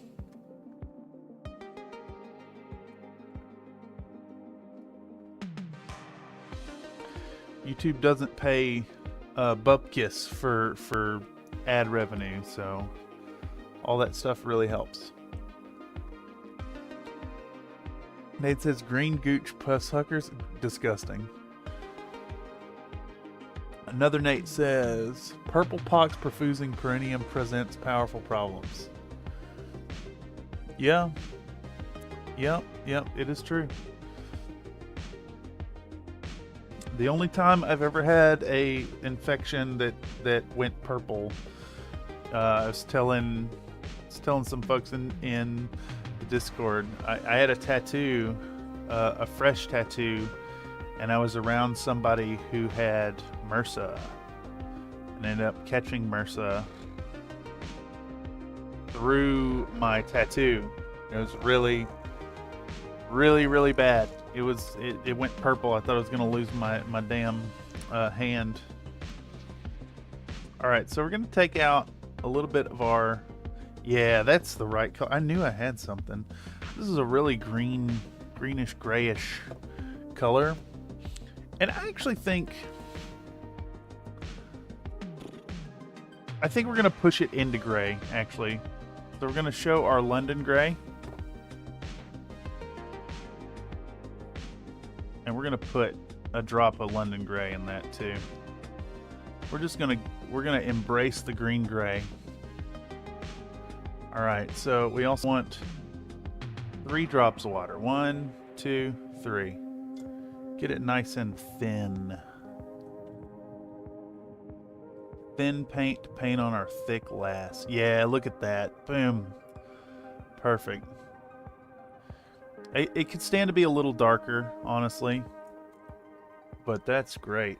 Actually, we're gonna put 3 more drops of water in it. We're gonna go super thin with this stuff. Stupid thin, even. Because I kind of want that underpainting to show through a little bit. Alliterative ass leakers, you all are horrible. Alright, so I'm going to show this to the camera. We're going to come in here, we're going to start painting on our... Man, this is a really strong color. As much thinning as it has, it's still really, really, really, really intensely pigmented.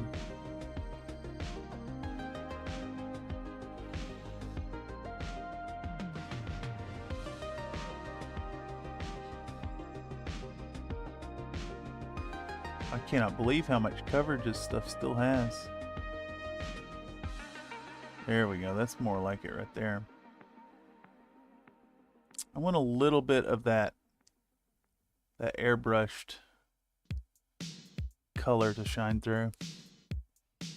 All right, that's enough filming. We got the shot.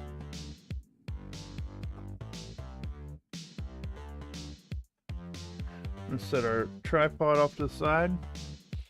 We're gonna get stuck in. Dun, dun, dun.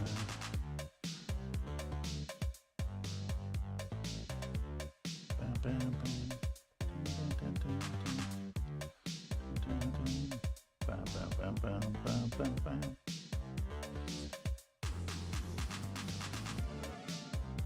Man. Dude, big shout out to fucking Gaz Minis, dude. That guy is killing it with these sculpts. It's kind of bonkers, actually. If you have a 3D printer, he's well worth supporting and getting access to the monthly drops.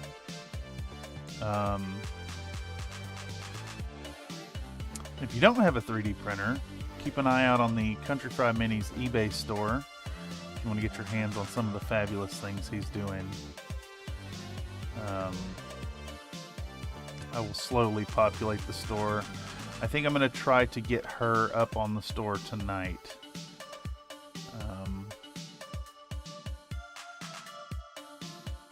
And as a nod to all Country Fried Minis viewers, any of my 3D prints available on eBay, check out by making an offer instead of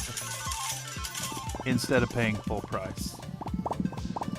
I'll give a discount, and if you need it and you really can't afford it, and the eBay store won't let you go as low as you need, shoot me a DM on Discord. I can work with your budget. Let me know what you need. Grayish is the state color of Nathan. Terrible color in some, but has lots of utilities and ingredient. I agree. I agree.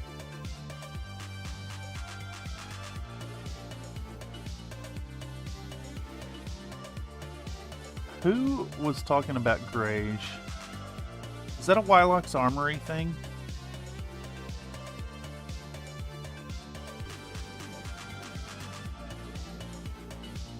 I'm pretty sure it is. Grayish is like a really good color for painting buildings and stone. Anything you need to be kind of like boring and yucky. Grayish is it.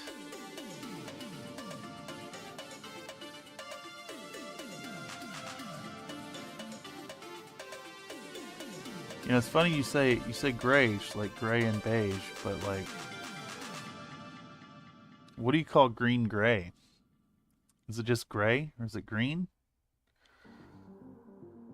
Or do you call it Greg?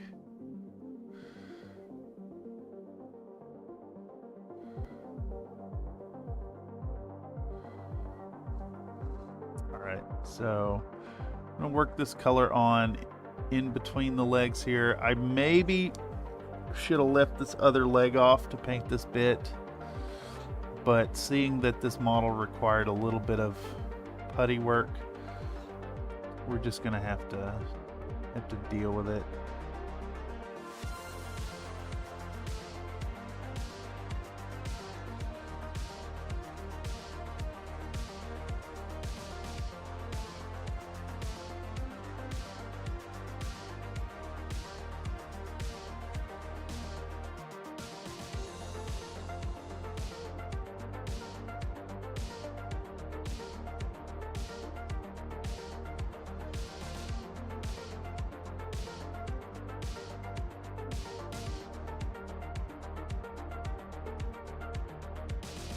It's kind of tough to get coverage in this.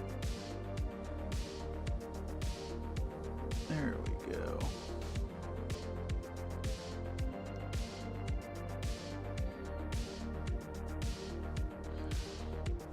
Alright, we did basically lose all the underpainting with this color, unfortunately. I was not expecting the pigments to be so strong. We kept a little bit of it, I think, on the fold over, but no, not really. It's fine.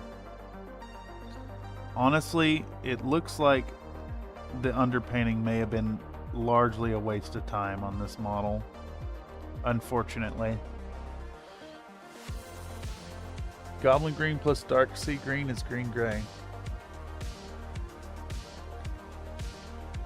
Gray green green gray. Well, I went with German camo dark green and London gray, so this is also green gray.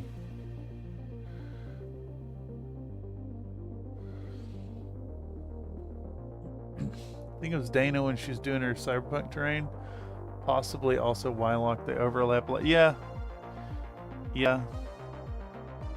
I think there's a lot of like mutual self-cannibalizing between their content. Like, I really liked Dana's take on Wylock's tiles. That was really good. It was really neat to see like how different the same process can be when put in the hands of two different artists.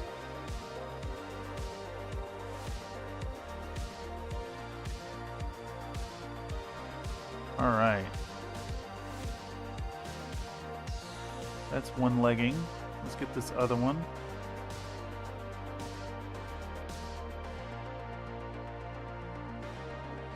Dude, I can't believe the coverage on this stuff, even as thin as it is. If you were painting like tanks and stuff with this, I think you'd have an absolute joy of a time. Unless you were trying to build up colors over a zenithal. And then you'd lose your underpainting. No, maybe not so much. I can see some of the underpainting here, and that's actually got me a little bit hopeful. Yeah, there's like a warm richness to this.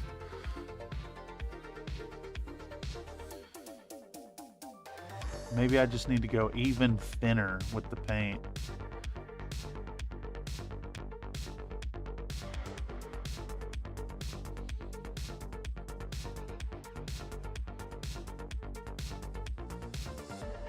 It's so thin I'm introducing bubbles.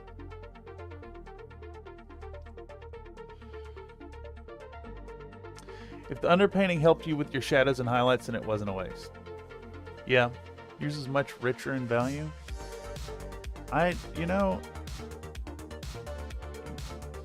I've never really thought about green gray and like the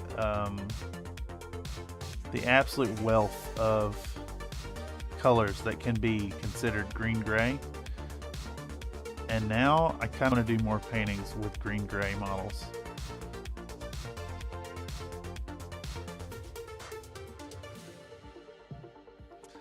And yeah, Frank M, yeah, it makes sense.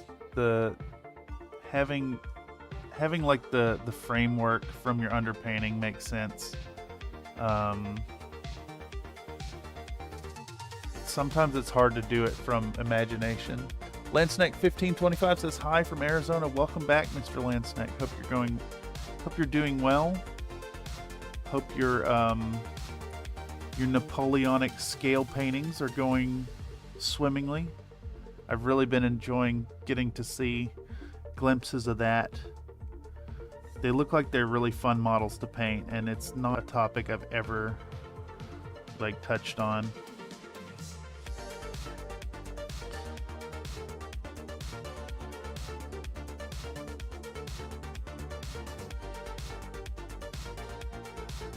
They're kind of like the classic, the OG miniature war game pieces, aren't they?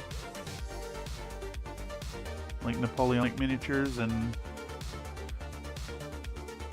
historical battles and whatnot.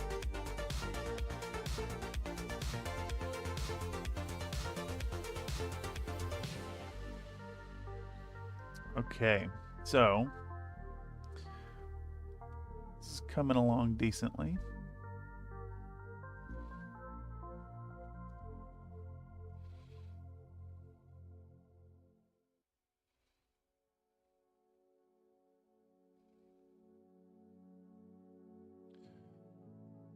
I really like this color. It's a little more green than her artwork is. I think as we work in highlights, we can maybe mix in a little more gray and push these more into the gray rather than the green gray. But this is going to be a really good foundational color for this. I'm also trying to preserve a little bit of that underpainting zenithal effect. It's there. There's a little bit of warmth here, and I think we can maybe hold on to that. Just maybe. I'm really hopeful for it. Napoleonics is the white whale of old wargamers. Yeah. Yeah, that makes sense. They do look damn cool, though. It's like you're getting that same joy that like Warhammer, like classic Warhammer touches on with the whole like regimented stuff, and you're also getting some really fun colors. A good spread of like muted and bright tones.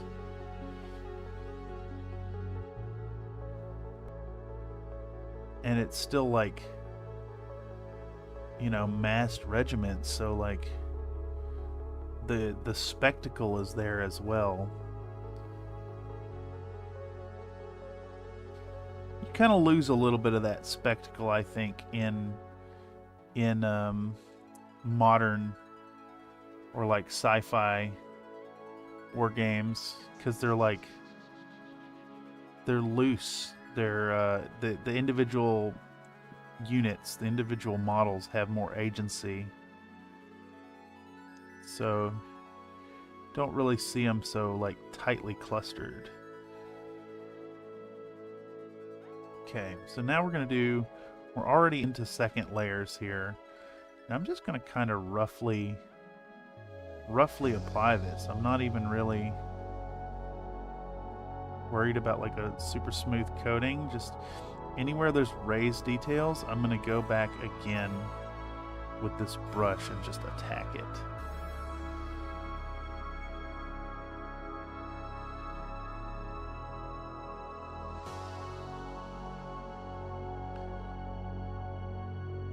And this will do our first layer of helping to establish those shadows.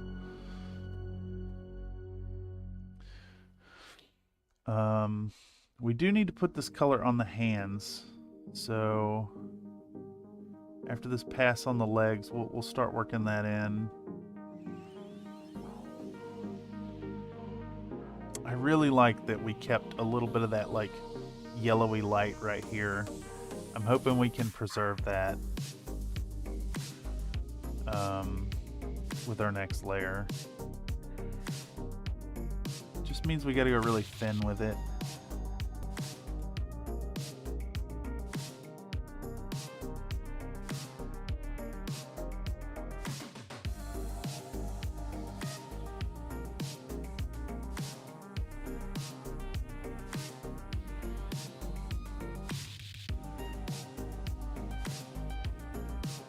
Same back here. I'm gonna try to preserve that little bit of warmth that's showing through. But you know, each layer we add is gonna rob more of it. Okay. That looks pretty good. Woof! That tastes really bad. You know, I think this color in particular may be the worst tasting Vallejo I've ever had the displeasure of getting in my mouth. I mean pleasure. I got a really good green-gray mixing dark teal and the orange red from Pro Acryl. Yeah, I think you've got me sold on Pro Acryl. I really want to pick up a few sets now. Squirrel Girl is really coming along. We have gotten the skin done for the most part. I want to go back in on the skin with red. Oh my god. I got green on her skin. No. All right, let's not panic. Don't panic, chat. Don't panic. Stop panicking, chat. You're gonna freak me out. God. Ah.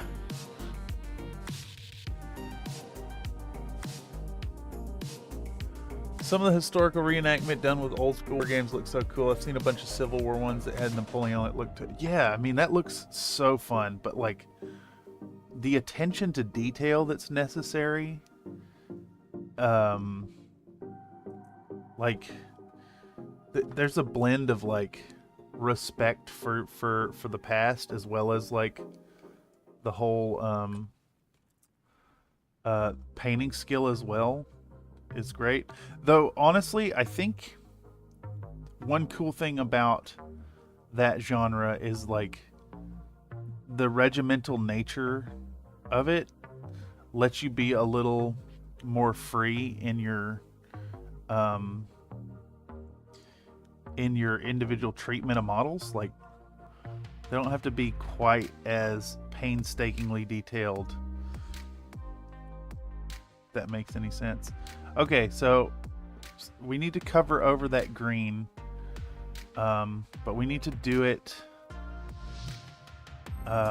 with really thin paint. So we're gonna come here. We're gonna attack that green spot and try to reblend this whole area. Oh, that really sucks, dude. That really sucks. Let's try to paint a patch. Just minimize it. You know, it's a nice little reminder that you can always varnish in between layers. Holy shit, this green. That is a really problematic patch of green. I actually don't know what to do about that. How did I get that there? I guess my brush just slipped. I don't think I'm going to be able to cover it with this color. Okay.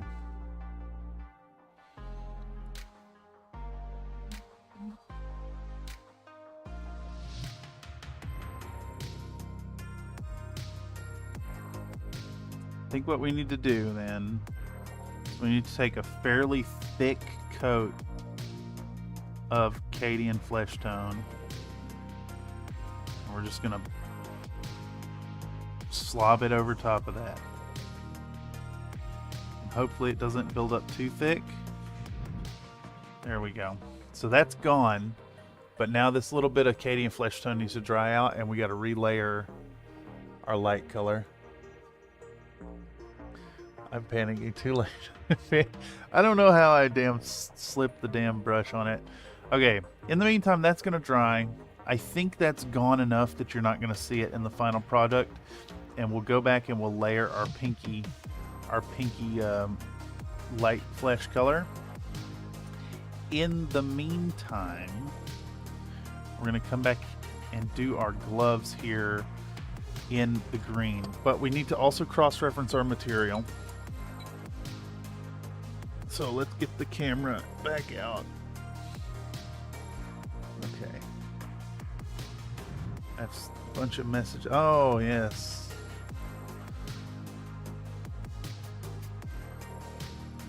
Yes. We'll do that. We'll do that. Oh, we got a link from Mr. Harlock of the Dicks in the Dark. I wonder if I can update that while it's live. Happy accident? I wouldn't call it a happy accident, but it is not cause to like freak out. Yeah.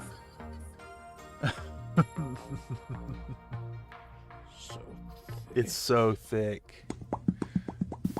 Comstar Nike donated a $4.99 super chat. Paint a patch, it's salvageable. Glaze over it if needed.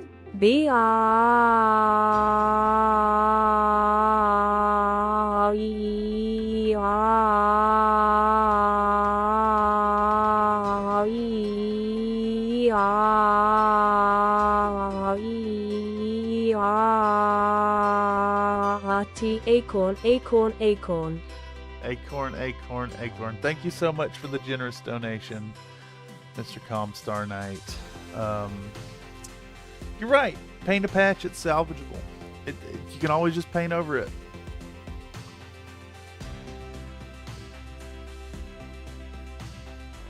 And yes, thank you so much. Oh God. Is she gonna... I bet you get robbed of those A's. I bet she just says Boang. Nathan donated a $2 super chat. Burwa AAA AAA AAA AAA AAA RNG. What? That's 4 triple A's? What? How many A's actually is that? Okay, so that's a triple. She said Bowie triple A. So we can start here. There's 1 triple A, 2 triple A's, 3 triple A's, 4 triple A's. 1, 2, 3, 4, 5, 6, 7. You got robbed of 7 A's. Also, thank you so much, Nathan. These small donations for the enjoyment of the TTS lady really make all this possible. You guys have no idea. It all goes directly back into paints and miniature supplies and making sure all this remains doable. So thank you. All right, so now we're gonna carefully, I should probably be filming this honestly, but we'll maybe talk about it with the next section. I'm gonna carefully glaze this color onto the gloves and try not to get any more green on skin. And actually, speaking of, let's do another layer of our original Cadian flesh tone there. Just get rid of that green patch. Okay.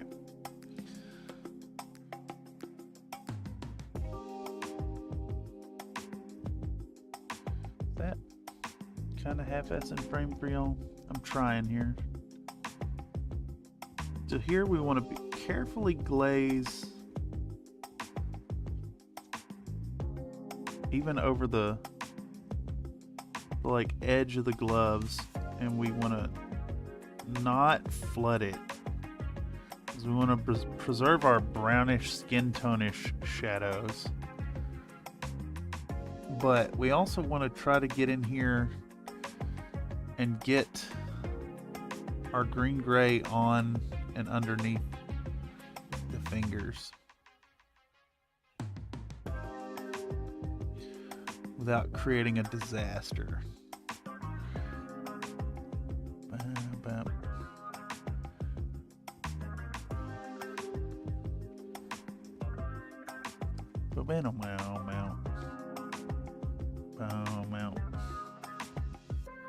Anti-aircraft anal.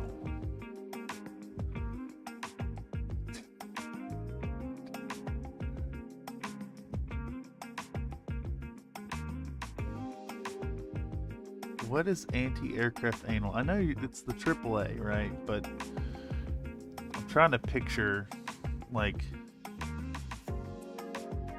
you talking like flak rounds exploding in your butt, right? Something like that. That's one way to deal with your colon bees.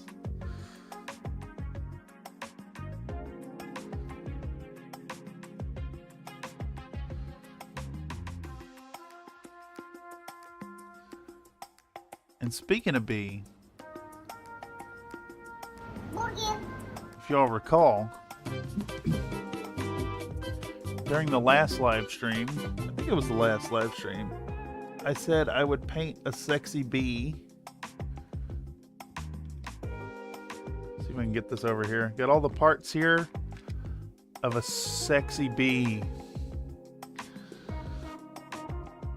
So we will get a sexy bee painted up. Eventually, she will be the next pin-up on the channel after Squirrel Girl. This is by Jiggly Sticks. Check them out on my mini factory if you want to look into it. I do not have a commercial license for this one though. It's how the bees fight off helicopters. Ah, yes. Doesn't have that massive bee boner. No. But yeah, I pretty much all of Jiggly Sticks models have the standard pinup and then an NSFW version and then a Fuda version. So if you want to paint some really fun, interesting models, check them out. You want to indulge in your in peak internet, check them out. You get all three when you buy the model, so the options are there. Can't remember, it's like $5 or $10 for the files.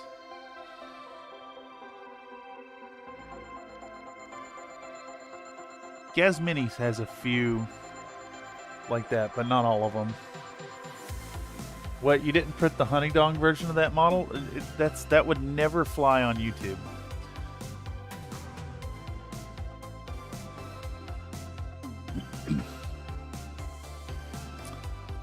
Although, all right.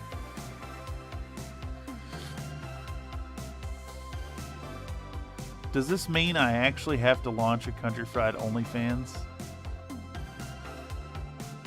and put videos over there?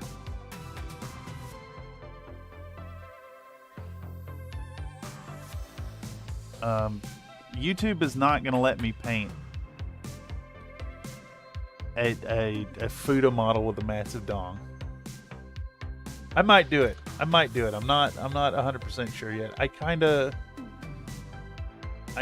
want to just paint this version and post it to the channel, you know.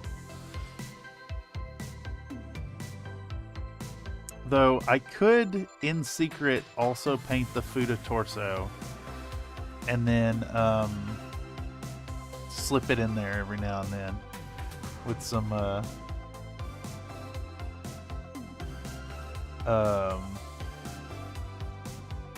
clever blurring over it, perhaps.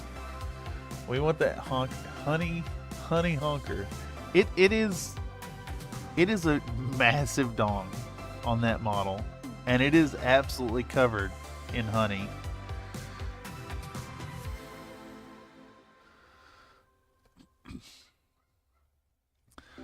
Someone has a very small dog barking outside. Okay. So, just about have a coat all the way across these gloves. I think what we're going to do now is start mixing up our highlight tone. I'm thinking maybe like 3 layers of highlight on these will be the way. Depends on how much we can get done. We're only 2.5 hours in, so we're about the halfway point for today.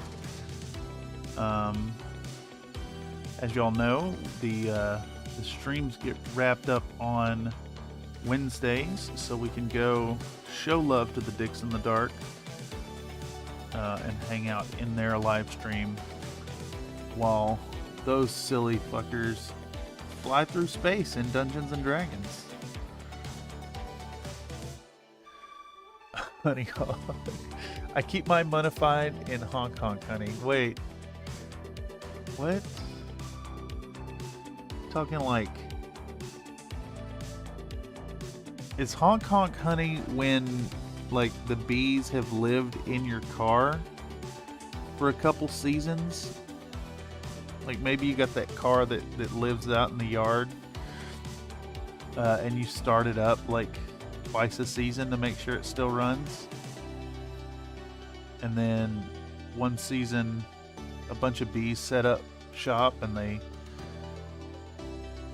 built their honeycombs in the horn assembly, and it's your honk honk honey.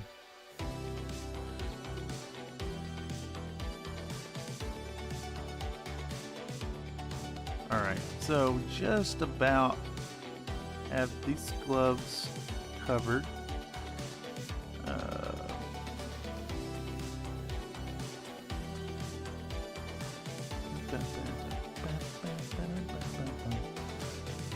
Alright, do we have good coverage on the legs? I think we want a little more right there. They look pretty good to me. Let's push some into this crevice there. Okay, that looks decent. It's a little bit of skin tone looking through. Looks good to me. Okay, we love Dicks here. Yeah, friends of the channel, Dicks in the Dark. Make sure to check them out if you like D&D. They do make penis jokes. And honestly, I think the Dicks have been really good to watch while hanging out and doing other things. It's kind of the perfect type of content to let play. And if you're really into D&D and you like RPG, and check out the Tabletop Tuesday bi-weekly show here on Country Fried Minis. We have a lot of fun over there, and your super chats can affect the game. Every other Tuesday at 6 p.m. PST. Alright, next step. First, we're going to correct this lack of green that I just noticed when I set the model down.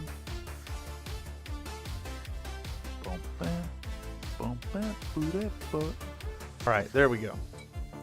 We're going to start mixing up a highlight tone with our US olive drab. I think we'll add in a 50-50 mix of olive drab and the gray, and we'll push it further into gray.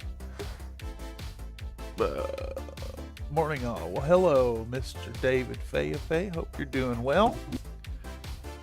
We are working on Squirrel Girl. No Battletech today, more pinup work, but there's Battletech coming in the future.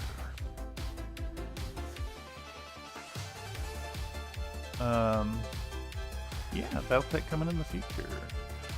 Not sure if we're gonna dive into the Crescent Hawks first, or I actually have a lance that I'm supposed to paint up for an event next week. So we might do that one before the Crescent Hawks, but we'll be diving into the subscriber lances here soon. Alright, so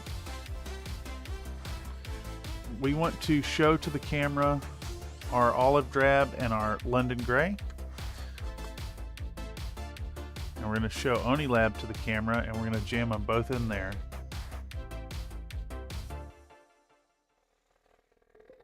Get those good and mixed up. And I think we're going to go for 2 drops-ish, 3 drops. Yes. Shake it on your lap.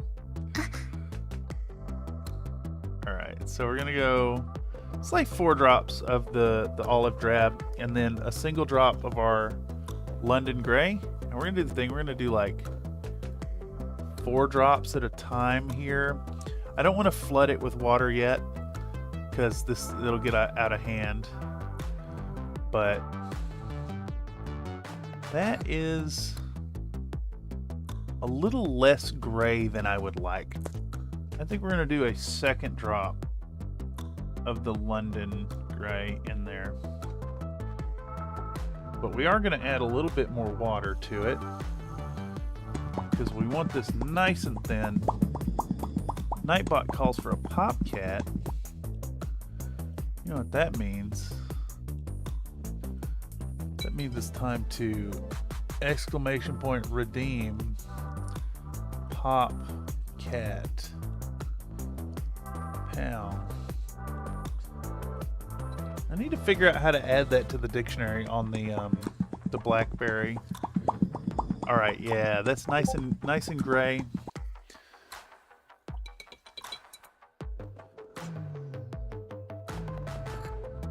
Okay, so what we're gonna do, I think, is try to pick up some of our original gray-green here. We're gonna make a second little puddle.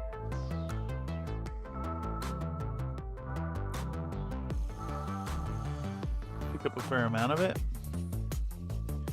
And we're gonna go 50-50 with our new tone. So y'all can see we now have this color, new color, and a darker 50-50. And we're going to pull out again our 3-0 Princeton Select round. And we're going to start. Yeah. Would you do a workout? I do. Give me 10. I will stop my recording. Bye, everyone. And then we'll go do She can push-ups. go on forever. Give me just a second.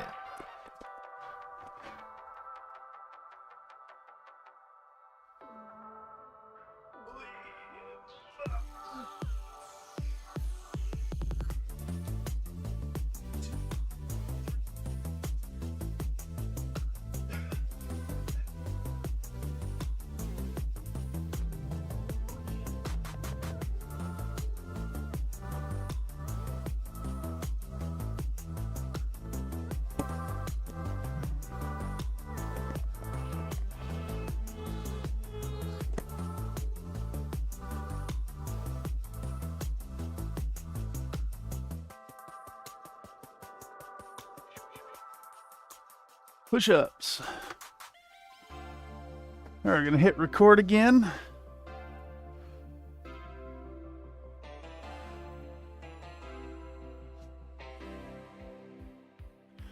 gonna start layering on a little bit green, a little bit lighter green.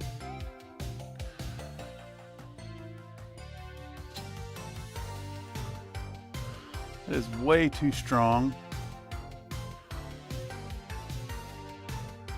Holy moly, that is way too strong.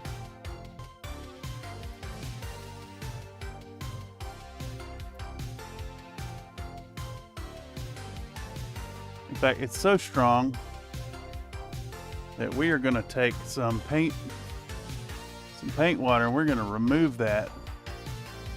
Jeez.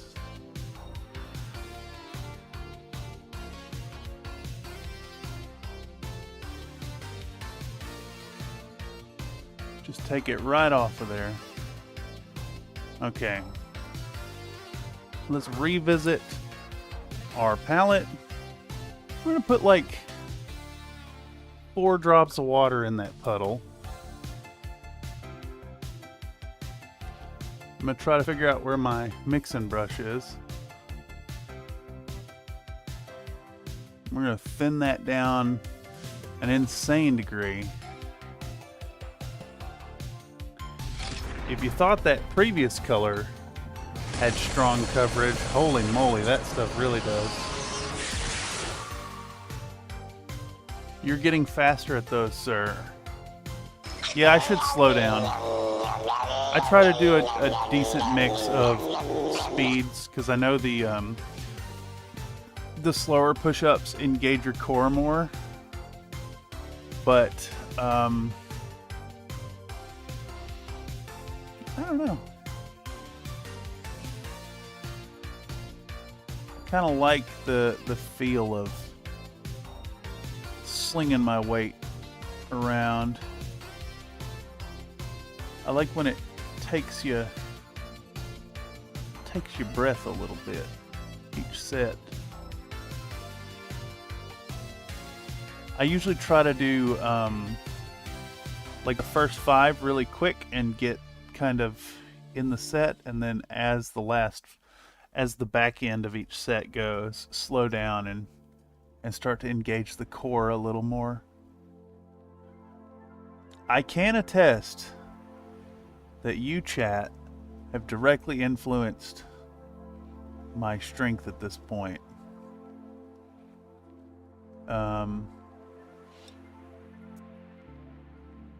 I'm still too fat to show any like apparent musculature, but I can feel the difference. The muscles under that fat are considerably more thick. That's all y'all. So even when I'm complaining, I will still happily drop and give you 10. But what's the cooldowns like every 5 minutes?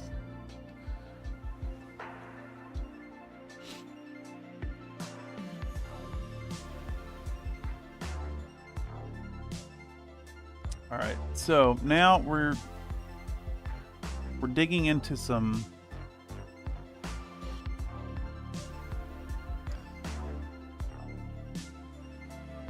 potentially model ruining glazing here.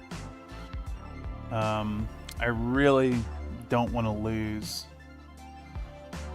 the underpainting, and right here we're probably going to lose some underpainting, but it's fine. If it shows through just a little bit, that'll be good.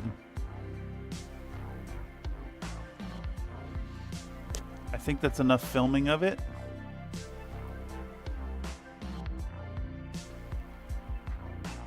Shirt and sleeves are amazing. They are not even painted though. That's just the airbrush. That's all getting painted over. Though it does go to show that you could absolutely achieve some solid work with the airbrush. This is just a directional zenithal.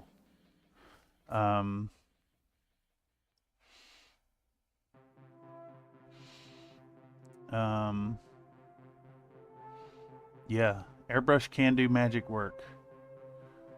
Well, for that matter, you could achieve it with rattle can as well, if that's more your speed.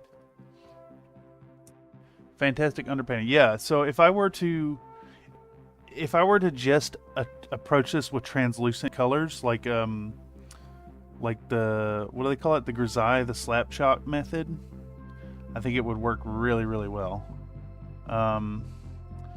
If you think about, like, most folks think about zenithal as just a black to white, but this was, what were the colors? It was wildwood was the base, like a black brown. You can still see some of it on the feet.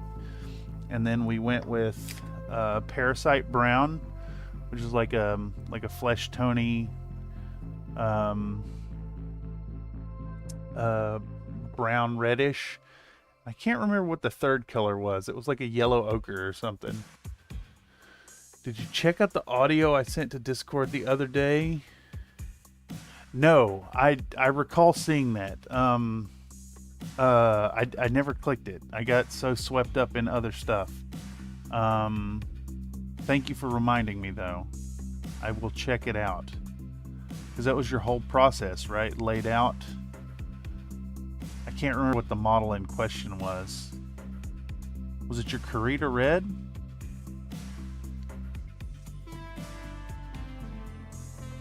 I know exactly what you're talking about, though. I will make a point to snag it right after this stream.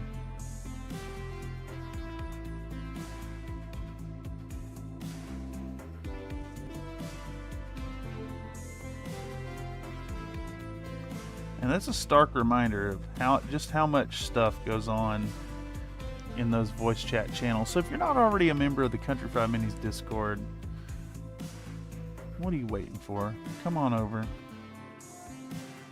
Let's chat with you.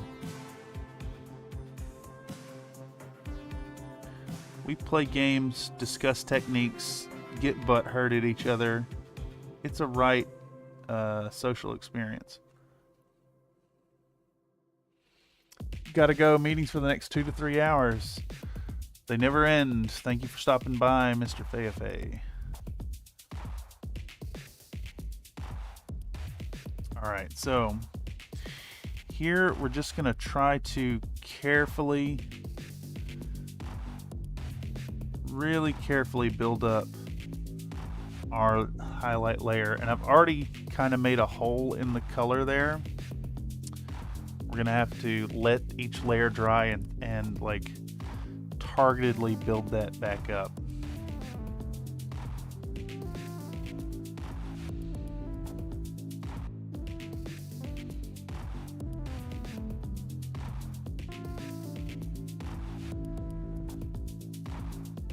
Here, like, I really want to try to preserve the underpainting, so we are glazing, but I also want to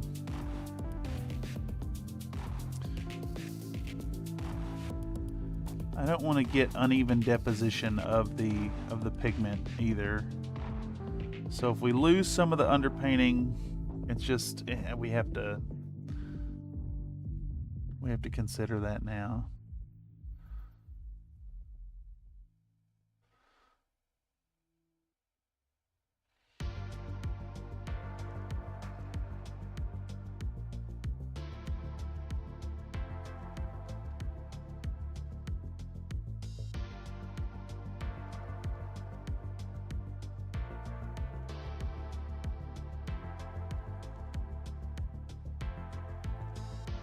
Alright, just going around.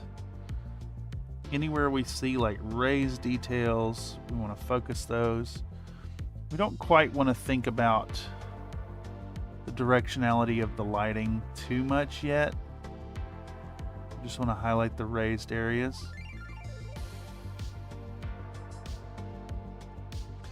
Here we're just putting the highlight tone on the top and bottom of this folded cloth, preserving the shadow in the middle. Future layers will concentrate the highlight towards the top. That way we both get the deep shadow and a gradient, top to bottom gradient. Nightbot reminding folks that I do commission painting. To check out the gigs on offer over at Fiverr. That's fiverr.com/Thurston Studios. If you want, I have a few services over there. I do lance painting, I do individual model painting, and I do 3D printing. So they're all on offer over there. I think I'll do maybe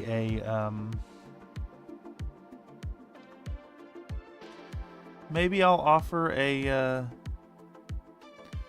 pin-up paint-up service as well.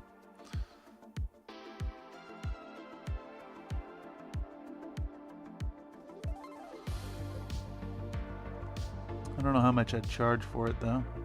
What do y'all think is a reasonable price for a try-hard miniature?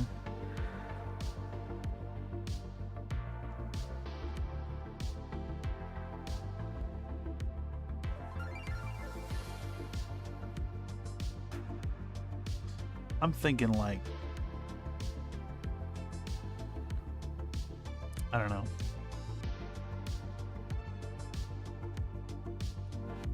$150 or something.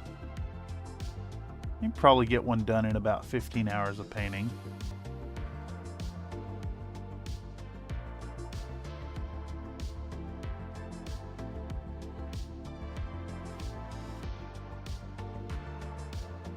All right, so continuing our glazing work.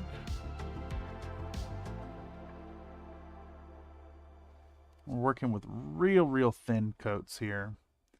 We're just looking for areas that are raised. I guess that's not too accurate. We're not actually looking for raised areas. We're looking for low areas to avoid. Way more accurate. Nightbot calls for Popcat.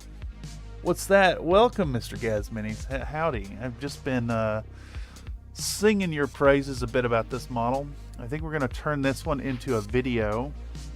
Of course, there will be the obligatory cross post and at. Make sure to check out Gaz Minis right here on YouTube. He does a lot of work on stream while working on these fabulous models. Yeah, it's always a good time. Good convos, good energy, and of course, stupid sexy pinups. Yeah, this one's been a lot of fun so far. I did notice, I love how this is looking so far. Amazing work, what a lovely surprise. Yeah, we're try-harding this one. I guess because you're here, Mr. Guest, I can share a little feedback in my printing. So she had a bit of a substantial gap on the leg joins, which I needed to fix with Milliput. And then the tail has a gap that I think will be like not super substantial in the end, but it is definitely there. So I'm not sure if I need to go in and hit that with green stuff afterwards. But she did print beautifully, no issues. The only model I've had of yours with an issue with printing has been Steph. Steph had an issue with the what do you call it? The miniature, the paint cart. There we go. Random space won't defeat me. Wait, did that? Oh yes, I see. Yes, Popcat. Popcat. I want to redeem Popcat. You can't Popcat without me redeeming Popcat. Mr. Another Nate, could you drop a link for Gaz in the chat as well for folks to check out the channel, show him a little love.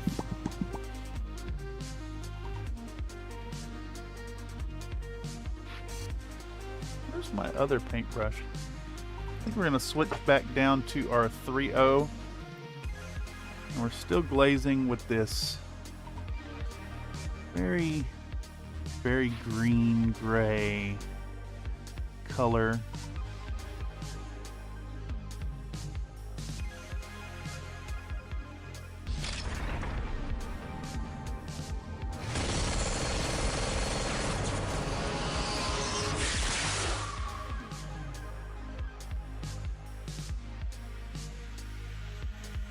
Not sure how many layers we're gonna do. I think two layers of highlight over top of this will probably be sufficient. I really don't want to lose that underpainting. I don't know if the camera is capturing it at all, but like there's a little bit of that warm yellow brown still showing through our green there.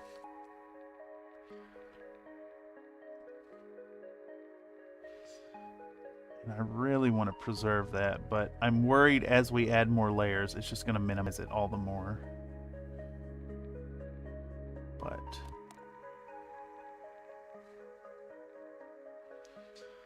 it's okay. I know I keep saying it's okay, but that's because I'm telling myself that it's going to be okay. It might not be okay. You never know.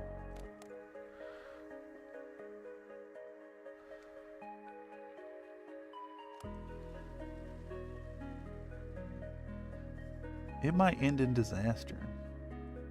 I might drop and break this damn thing the last minute. In the 9th hour. Now there is something interesting. I know I'm all over the place. But talking about highlighting and colors. Squirrel Lady has... Come on. There's actually like a gray to the cuffs. I don't know if that shows up. It's like even more gray than the gray green. See, this is like real green gray, and then this is gray. And I think I don't see that color anywhere else. No, I think it's down here. Okay, so I think we could skip layering the cuffs for now and then do it with a different approach to push in the that gray. Put that back over here. Extra thick. Wait, it's just thick, right? Is it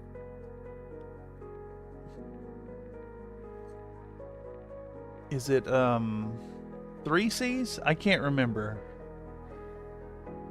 Redeem. I remember you don't need the extra on it. You think I know these things by now? I think it's 3Cs. No, it is two C's. It's just spelled properly. That's funny.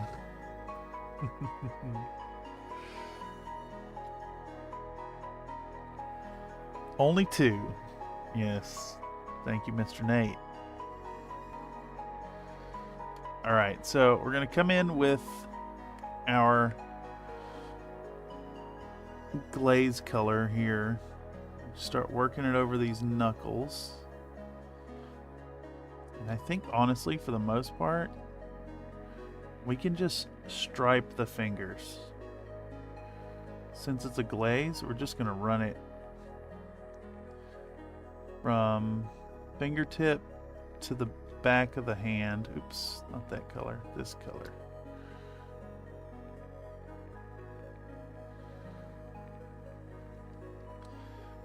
We'll leave that little shadow in between the finger bones on the back of the hand.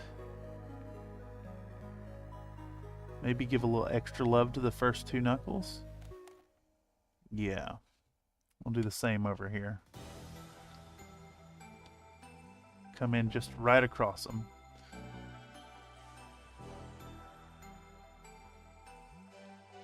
Made a little boo-boo. Remove the excess.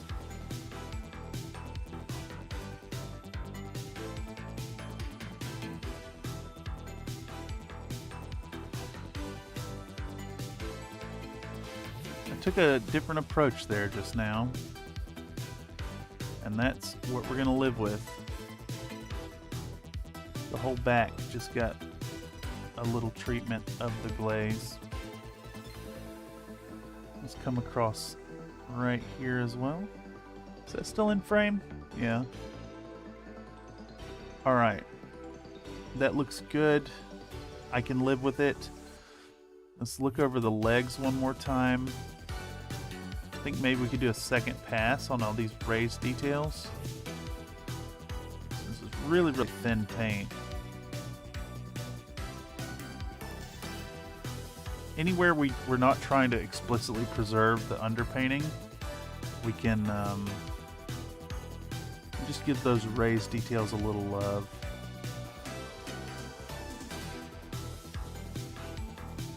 Now, I do want to leave this section on the bottom kind of dark.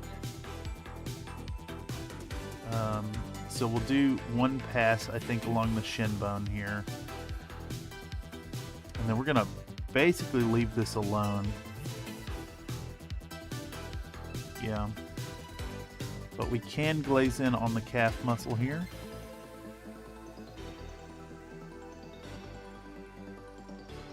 And those little folds of cloth.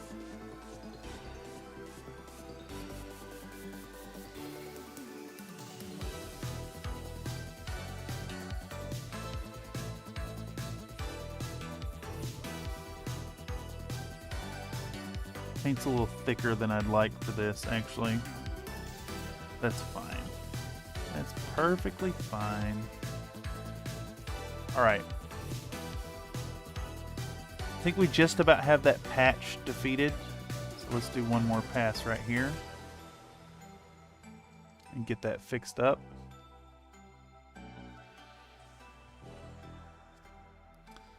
And then I see we have glaze here and then glaze here, but a little gap in between, so we'll come back in and unify that. Alright, and I think we're ready for another drop of color. Like, I'm seeing the definition on the leg. It probably doesn't pick up well on the camera, but it's definitely defined there. But we can push that further into definition. A Whomper. I'm half of voice redeems. I better know my medium. That's funny. Well, you're also the voice of the TTS intro.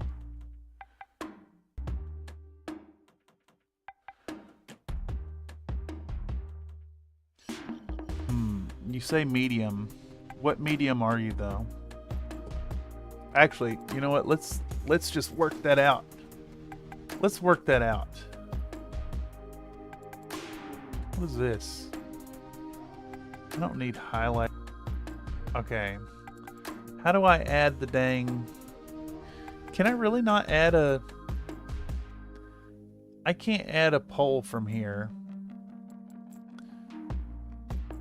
Alright, give me just a second, y'all. I'm gonna zip over the other computer and put a poll in chat. Let's set her down so you can take in the work on the legs. I'm just gonna zip across to the other computer, and I want to put in a poll as to what medium Mr. Another Nate is.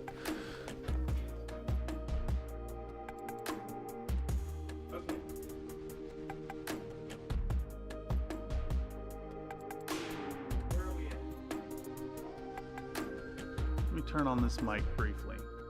You might be getting double audio, but that's fine. All right, we're gonna do a poll.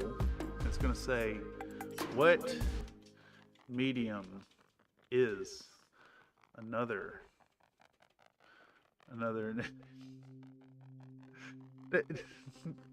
is glitter a medium?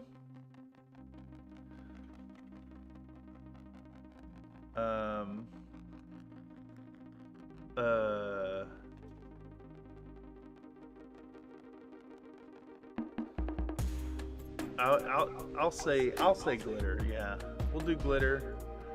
What's the last medium here? It's start poll. All right, I'm gonna turn this mic off. I'm coming back. Coming back. I'm here.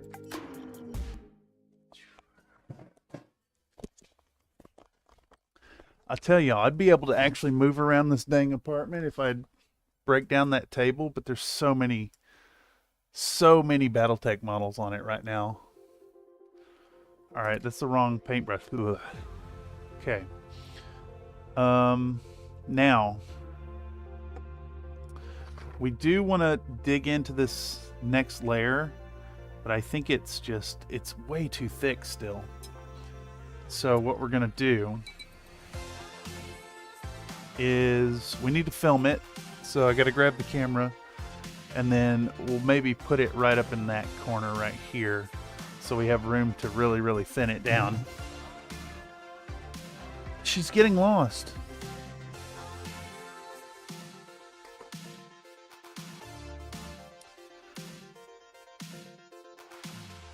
All right, so once more, we're gonna bust out the camera. Salute the sun. And we're gonna hit the Pro Video button. Satin. Oh, I didn't even think about satin. No, that's a good choice. Well, wait, is satin... I don't know if I've ever seen a satin medium. I know it's a varnish. Alright, so we're going to take this color here. I'm going to put a little bit out. Take some clean water. And it's got to get way thinned down. Because as we have determined, this paint is really strong. Really strong. It still has great coverage even at this consistency. Satin like these sheets. Ah, yes. Miles says, time to go make my dinner. Squirrel Girl's looking mighty fine so far. Make me excited to paint mine. Well, heck yeah. I'm going to try to fast track and get this as a video ASAP. Do a little promo for both for Mr. Gaz as well as my own eBay sales. Plus, you know, people do seem to like the pinups. Alright, so we're just going to come in and glaze on this color, and then we'll feather the edges. It still has great coverage. It's crazy.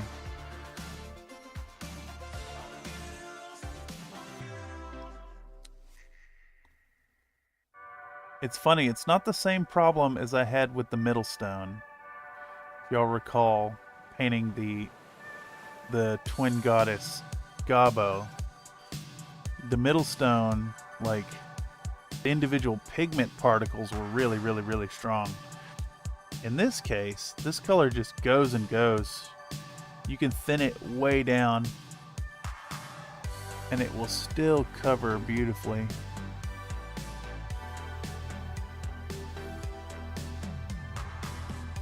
It really speaks to the quality of the Vallejo Panzer Aces line. Maybe we should show painting the hands. We'll do that.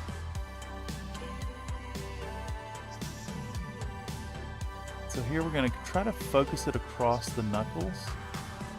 for the most part, and then on that little tip of material. Alright, that is more than enough footage. Any of y'all who have seen the editing streams know that I'll take all these videos and cut them down to like 30 seconds to a minute each. Anyways.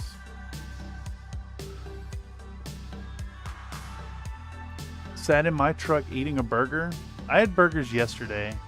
They were really, really yummy. I had to do a second round after the first batch of boigas. I'm actually thinking a gigantic bowl of salad tonight with an oily vinegary dressing, lots of tomato, maybe some julienne carrots in it, perhaps even some fruit.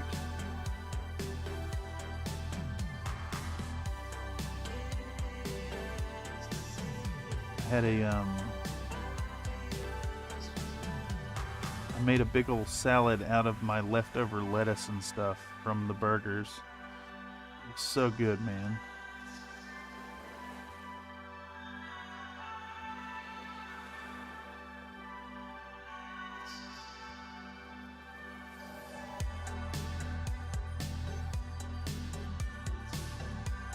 Okay, so I am off frame. We're taking our new glaze color. We're actually like trying to really be targeted about its application. Oh yeah, and we've managed to save some of that underpainting. I'm really happy to see that. I think this tone actually plays really well with that underpainting too, which I'm really happy to see. So anywhere it actually gets covered up, the refractive green kind of brings it back out in an illusory fashion.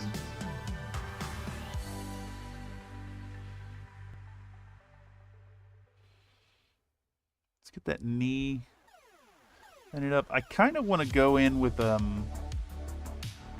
little bit of a dark tone to bring back out the seam in her leggings. I don't know if that would work though. It's such a fine detail, and I didn't print this with smoothing, so I'm worried that if we bring the surface tension down enough that it'll flow in that it'll also seep into the layer lines.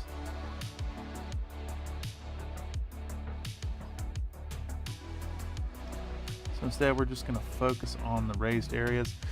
Hopefully we've got enough shadow to really bring out that stocking line on the front. Nate's more of a gossamer. Dried cranberries or raspberries? Yeah, man, that sounds good. Dried cranberries in a salad? Dude, a bag of craisins? Yeah. Yep. I discovered that despite all the like really overpriced stuff that the store downstairs has, their salads or their lettuce, their non-iceberg lettuce is really inexpensive. You can get a big old bundle of leaf lettuce for like $2.29. It's remarkably inconsistent.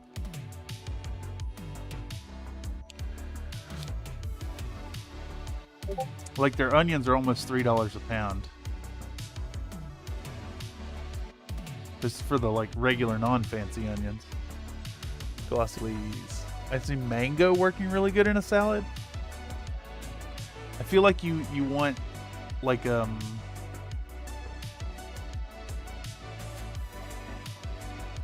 what's that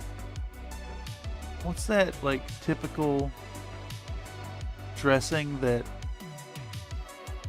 the burger chains do in their Asian style salads? It's like a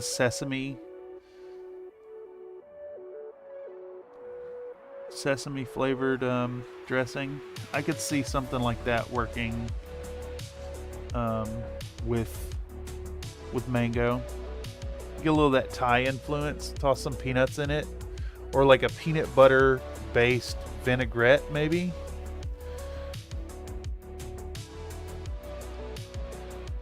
That could be pretty good.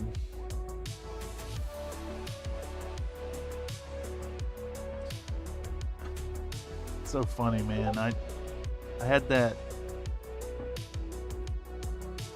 just a real simple salad with my leftover lettuce and tomato last night, and I've been thinking about a fat bowl of salad ever since.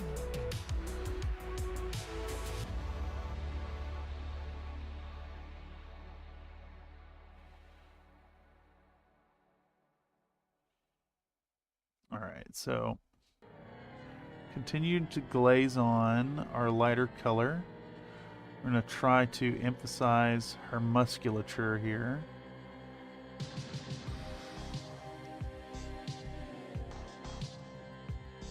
Now it does appear like I've broken the color a little bit. The pigment is spreading out a little bit inconsistently. So let's try to fight that. Maybe feather these edges.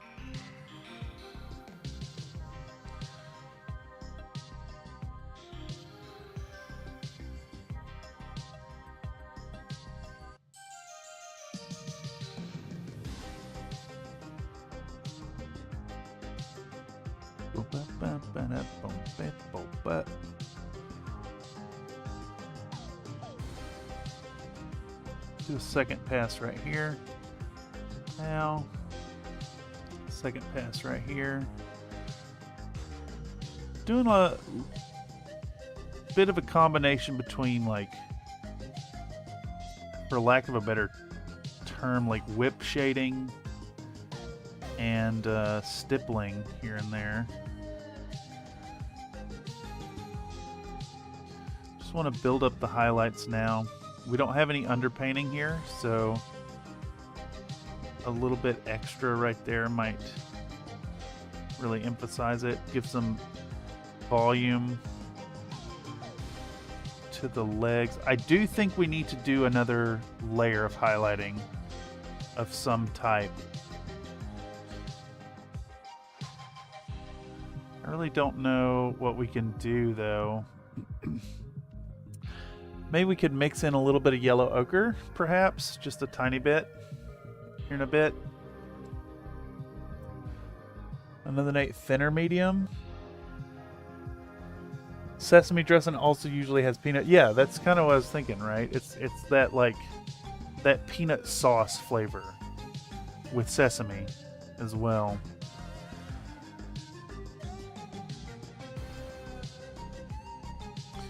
Alright, so now we're really focusing the knuckles and like the leading edge of the gloves.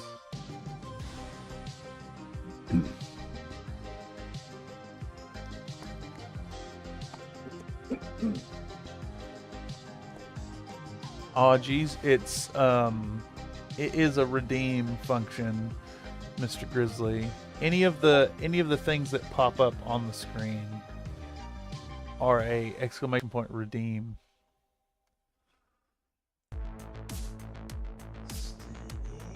It's formatted that way because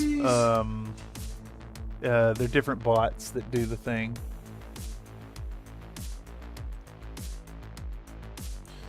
So they got their own commands. All the exclamation point something are that aren't redeems, slots, or gambling is just because it's a Nightbot command. Like exclamation point cat or exclamation point bat country.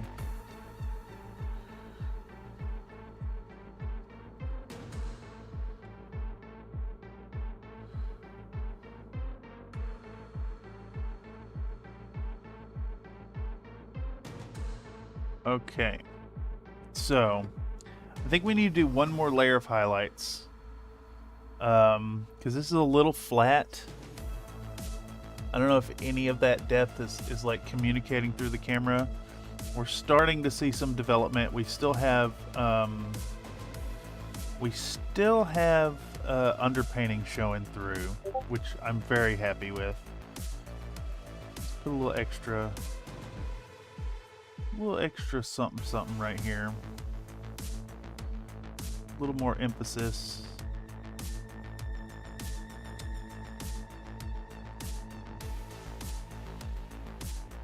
And then maybe a last pass over the calf.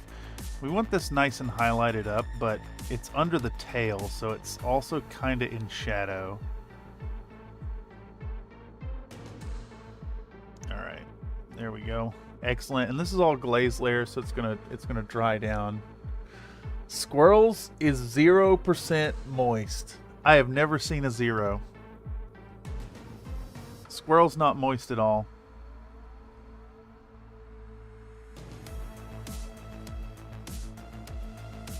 We're talking about the thugs. T is for terrible, H is for hell, U is for ugly, and G is for jail. I love that the guys in the background, they flub that really hard. Squirrels is dry AF. Yeah, it's true. It's unfortunately true. All right, so we're gonna do the last pass on the green now. I think it's gonna be the last pass. Then we need to get onto making the gray cuff, and we can start working in on the other bits. I mean, we're 3 hours in and we've done 2 colors effectively. So I'm sitting here thinking we probably are going to be back at this on Friday. I'd really rather reserve next week's painting. Excuse me. Next week's regular paint stream for something else. Although, let me know. Let me know if you guys want more paint streams. If you think that'd be fun, worth watching. Do our yellow ochre.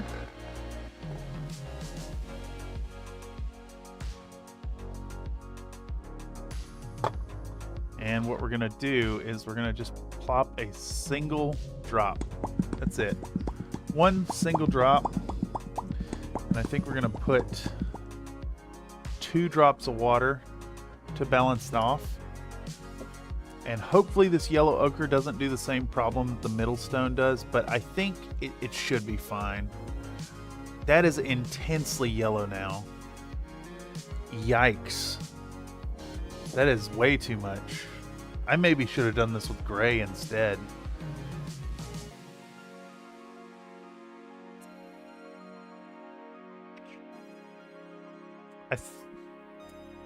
I think we are going to do it with gray. So let's pick that up. Let's pick that up and get rid of it.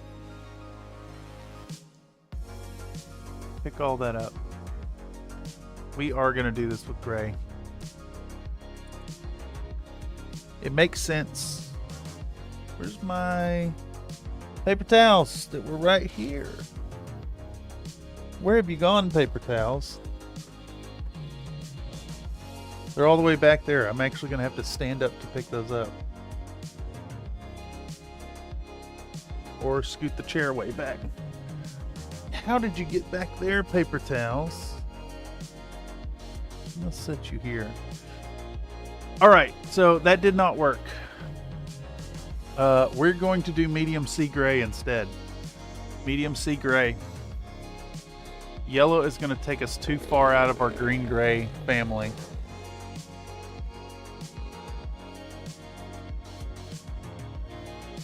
So, we're going to come in, we're going to pick up some of this color right here.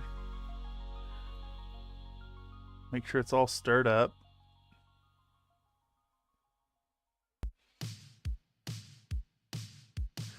I'm going to lay some out. That spot is really, really moist. So it's already going to be nice and conducive to breaking down into a glaze. And we're going to do Well, we're gonna throw the gray on the ground. This is what we're gonna do. And we're gonna do a single drop of medium sea gray in there. We're gonna accompany it with 2 drops of water. We're gonna stir that in. We're gonna make a really light gray highlight. And you know, that almost looks like the type of color family we want for our gloves as well. So we might keep that in mind and mix into our original tone with the medium sea gray for this next step. All right, so come in here. Let's grab a little bit of our glaze color. And we're gonna just kind of be sparing about this.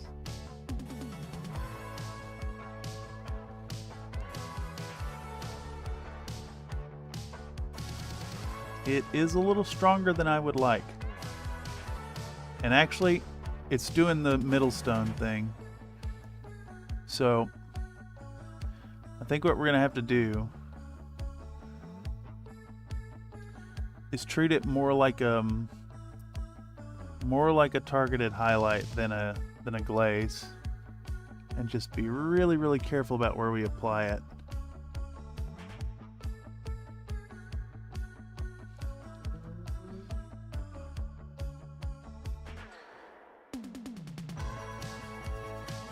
It doesn't want to glaze very well. That's fine though. We'll work with the properties. We'll learn the lessons that we learned about our middle stone. We'll adapt and overcome.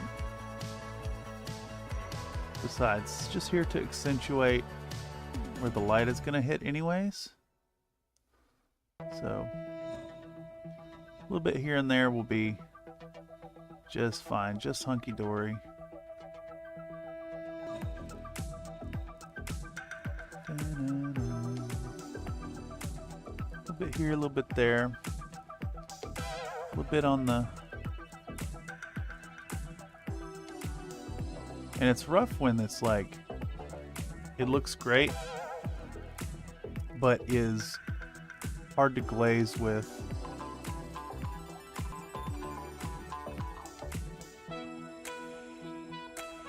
That's fine, we'll own it, we'll work with it. I think we want just a bit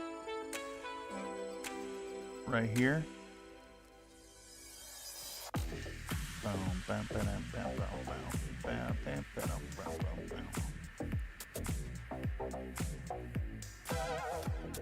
Just want to bring out like the cloth folds with this. Add some quick and dirty illusory depth. Alright. That looks good for the filming. We can put off to the side. Come on, man.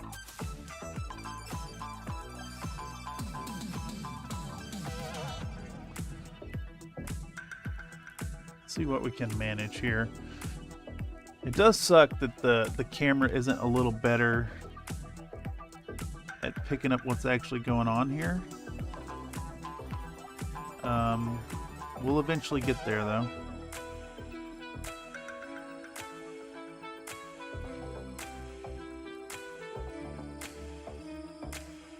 Need a good mirrorless.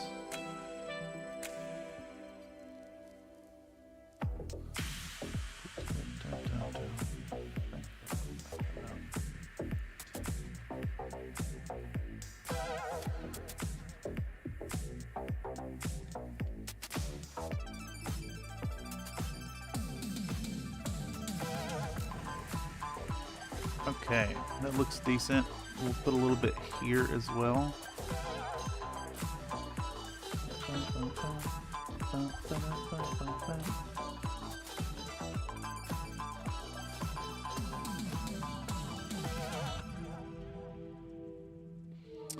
This really does push it into that gray territory, though, which is really, really nice.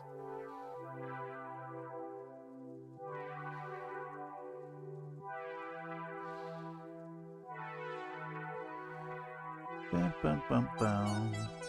Bum, bum, bum. A little bit back here.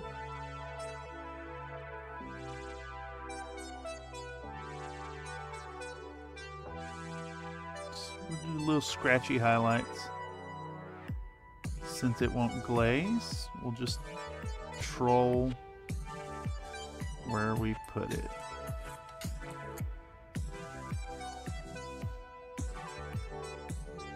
Alright, that's looking pretty decent. This is a little rough right there, so we'll smooth it out. Now, I don't know if that reads on camera, but like, we've really emphasized the line right here now. And given this green a little bit of love. I think we maybe need to create an intermediary color, kind of right here.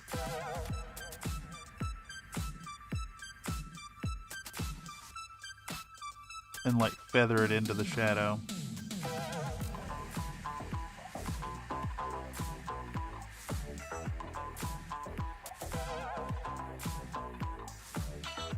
I lost some of that dark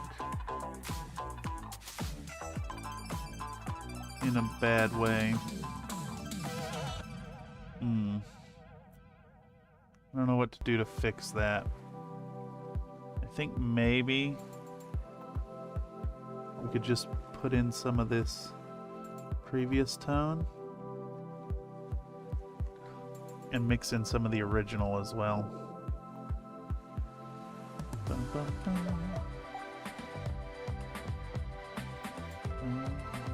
Bum, bum, bum, bum. Yeah, okay. That smoothed it out some. I have too much of a jump into the gray here. I need a nice intermediary. Excellent. All right.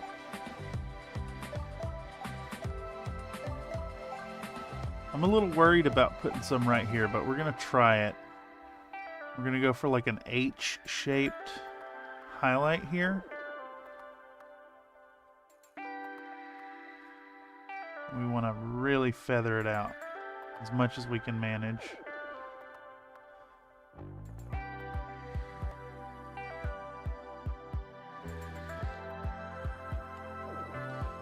We'll mix in some of the previous tone, a little bit of the base tone as well.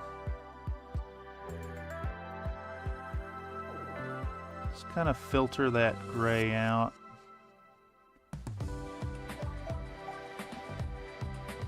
It's almost like it's a greenish tone that looks gray when the light hits it, more or less. Alright, and then we'll do a few little scratchy highlights right here. Boom, boom. Ow. Green-gray leggings. We got a weird thing happening right there. So I think we want to kind of come in and do something about that maybe. Right here.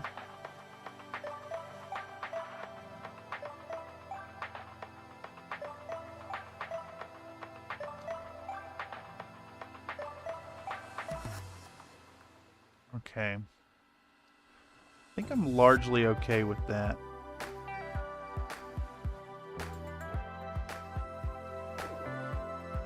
Let's give the gloves a little love, and then I think we'll start to work in this color.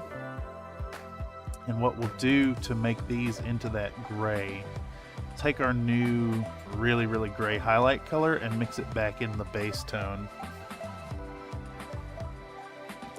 And that will make things happen. But for now, on the knuckles, we want to just focus very specific spots, traditional style. I'm going to go across the knuckles. We're going to give these knuckles a little bit more than the lower knuckles, and we're going to feather these back onto the hand. And we're going to hit that like that little bit of material leading onto the fingers. And I think you probably get away with putting just a touch on the thumb. I don't know if that's even where y'all can see it, but yeah, give that a little love. There we go. The other fingers, let's see, what are they gonna get? One knuckle is kind of buried next to the slingshot, so we're just gonna ignore it. Oh, main knuckle, third knuckle, just a tiny bit on the pinky knuckle, and then we'll hit those leading edges of the thing.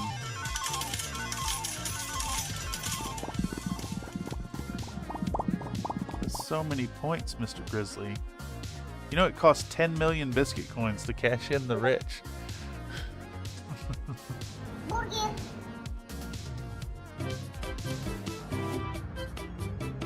That's very intentional though.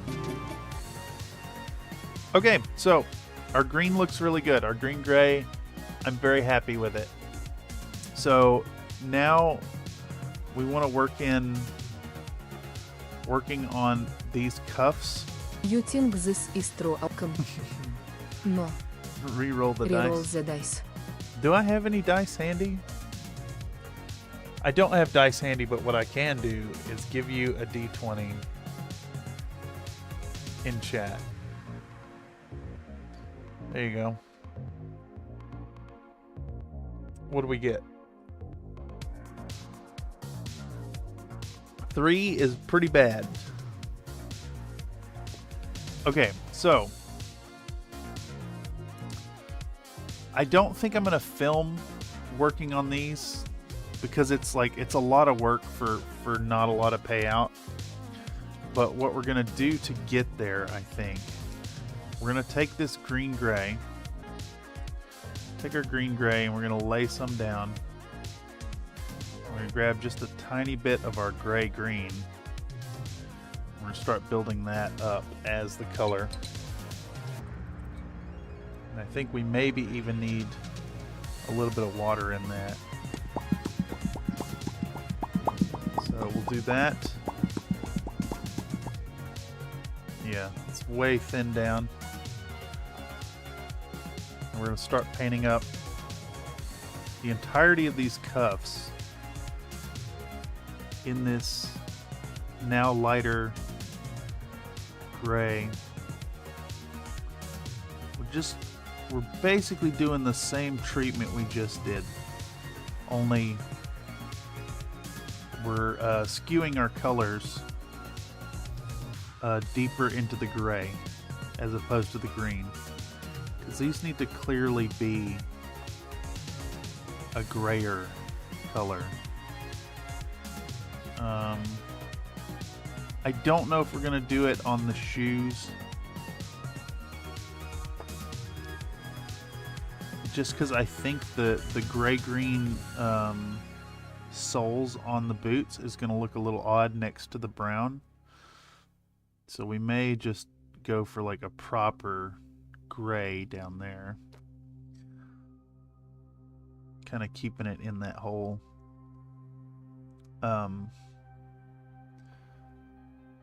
brown family instead of the green.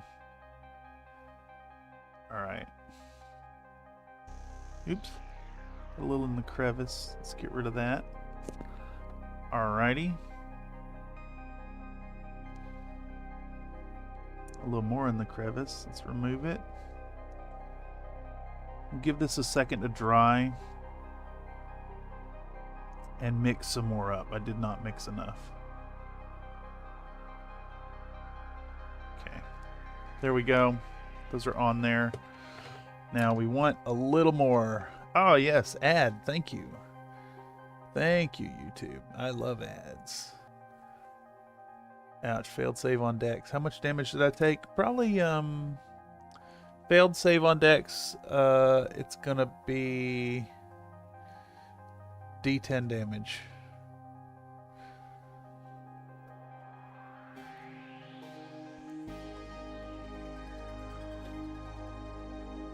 Is it gonna give me a number?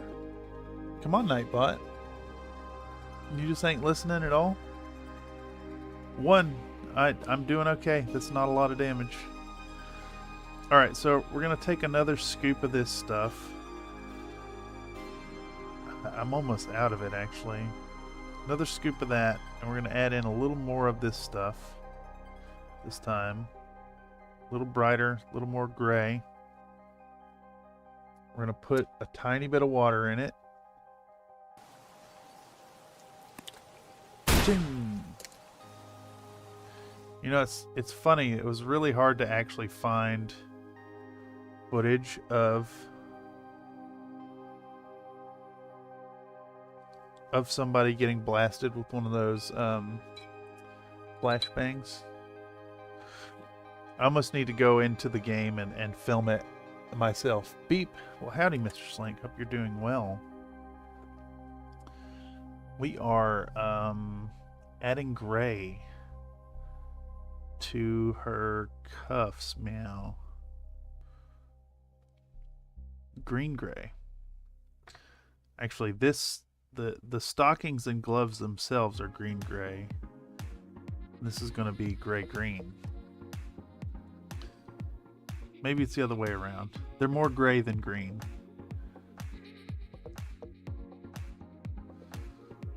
Alright. Bam, bam, bam, bam, bam.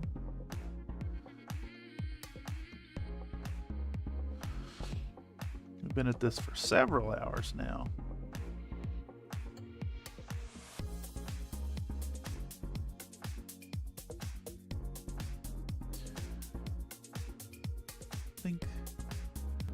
We're gonna keep the green in the shadows because it's still like a green gray, you know, but it's just more gray. All right, now we're gonna pick up some of this deeper gray and we're gonna mix it in one more run. We're gonna hit this again. Same deal. Right across. The more we do it, the more we're going to focus it towards the top where the lighting is going to be. And now we're starting to put like scratchy highlights coming off the back end. What I was calling kind of whip highlights.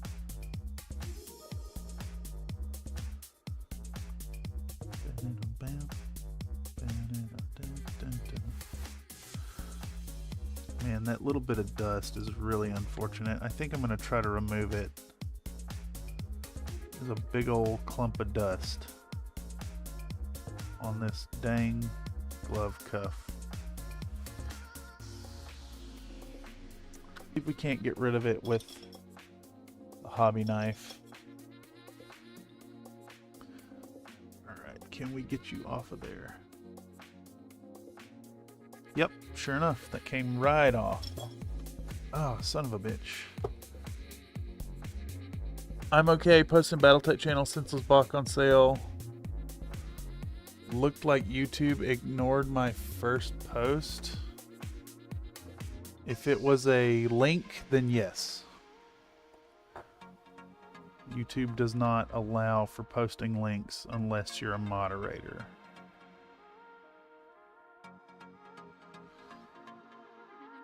Essentials box on sale.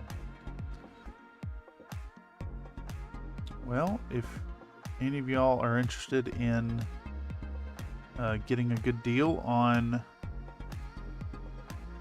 a nice addition to your Battletech collection and you want some Catalyst models, perhaps even to paint up your own Yinlo Wang as you watch the upcoming Yinlo Wang paint up here on the channel, consider picking up the Essentials box.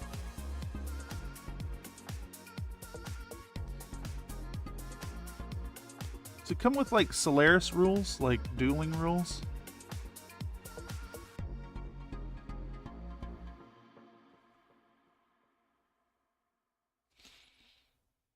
kind of what I'm thinking would be the appeal there. Okay, so these are starting to go into the gray territory. Now, what I want to do, Catalyst screwed me on the Kickstarter. I'm not going to buy from them. Wasn't a link, then I don't know why I'd be ignoring it. There is no moderation.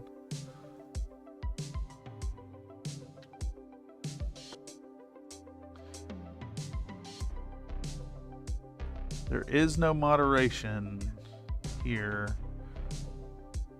Oh well, there's moderators, but I have the auto mod turned off. $12.50 for the box and has a coupon in it. Rules aren't like the old Slayers, but it has some stables and map quirks. Excellent. I might look into that myself. Yeah, it's interesting, Comstar, to note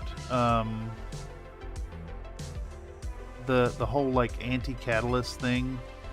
I am pretty anti-catalyst as far as the minis go, but there's a few elements that I still look at them as quite useful for. It's largely in the rules department. They've definitely been really ham-fisted with their Kickstarter, and I hate that.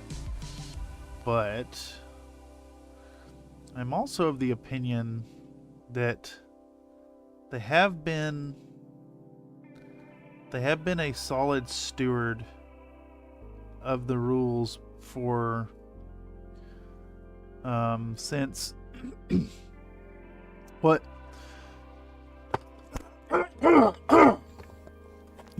sorry, I'm trying to fucking talk here and my throat is seizing up.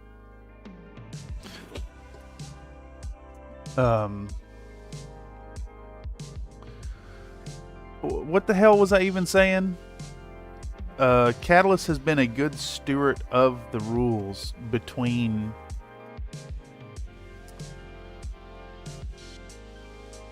when did the pink box come out? Was that 2007?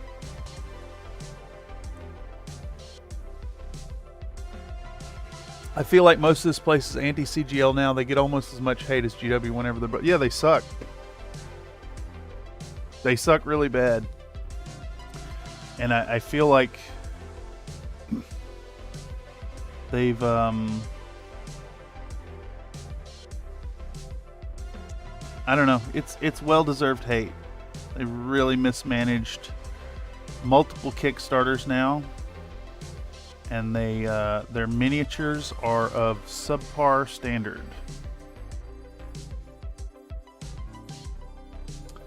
Plus, their whole approach of... I have personal beef with them about the camo specs thing. That really sucks. YouTube does auto moderate sometimes, like if you're too specific with the description of violence. Yeah, but like that's an option that you turn on in the streams. God damn it. I keep knocking this fucking model over. Oh my god. This is really bad. T is for terrible, H is for hell, U is for ugly, and G is for jail, cause a dog king fell. Hopefully I can remove this paint. I can't remove it without removing... Oh god damn it.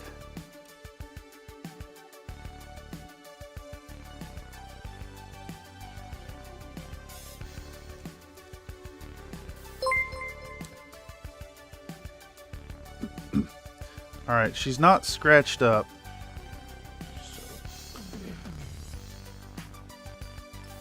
Grizzly Troll donated a $5 super chat. Paint that green gray palette looking so moist. You got robbed on Valves there, Mr. Grizzly. I checked out Hobby Lobby today. They had some stuff. Yeah.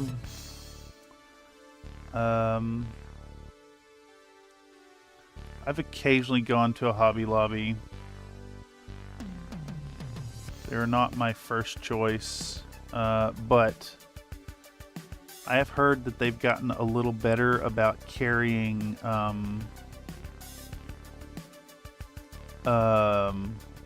what's the word I'm looking for?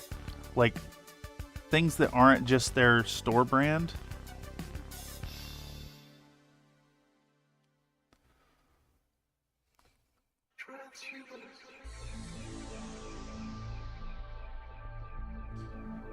Though they are a company I'd rather not give my money to.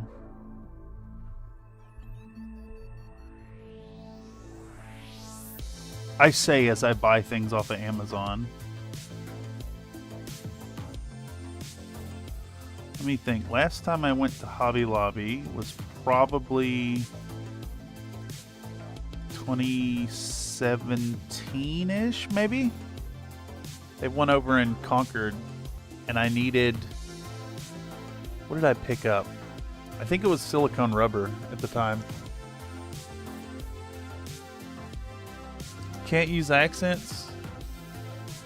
Only 12 Vallejo paints with a good assortment of rattle can, varnish, craft paints, and some brushes.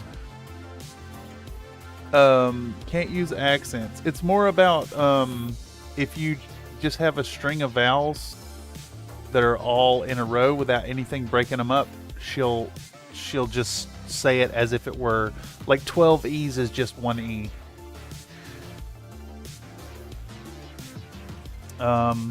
There are some like unwritten rules to the super chat that is kind of like this loose ephemeral idea.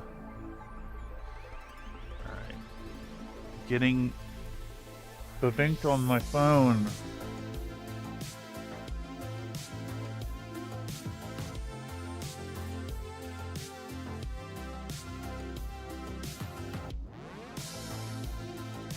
What the hell is he talking about?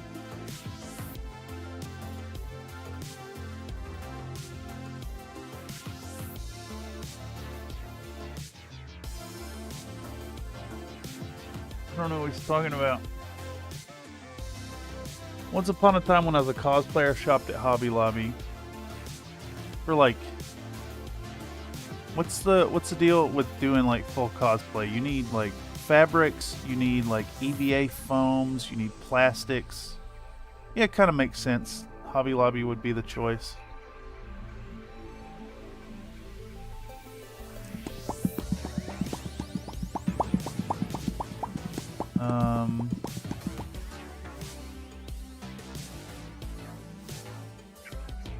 No, you know what? I take it back. I have been to one since 2017. They opened one up in my hometown. And I actually got out of the city during COVID and spent time with my parents, like helping them out.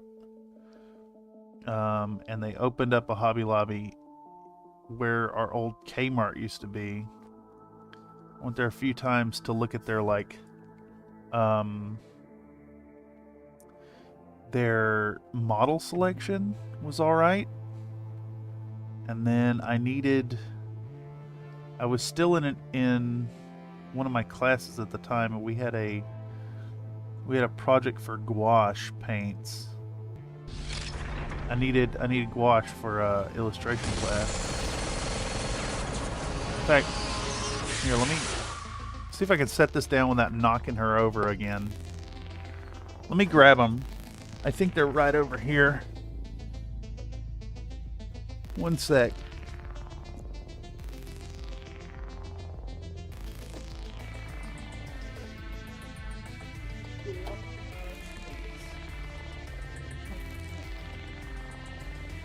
There we go.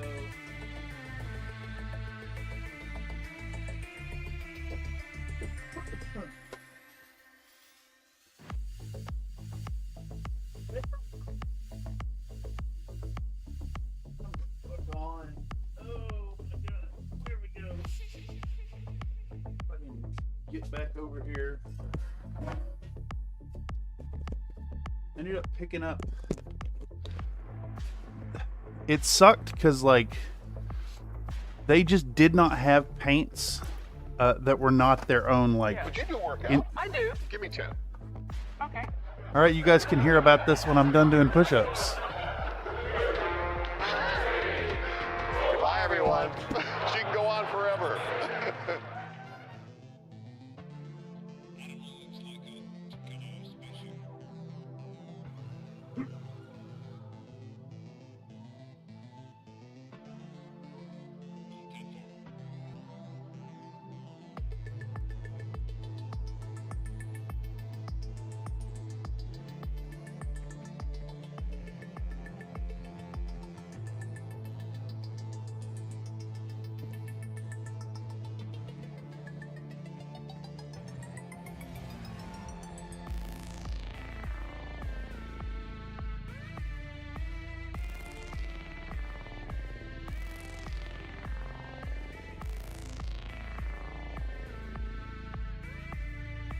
Had a point, I don't remember what it was.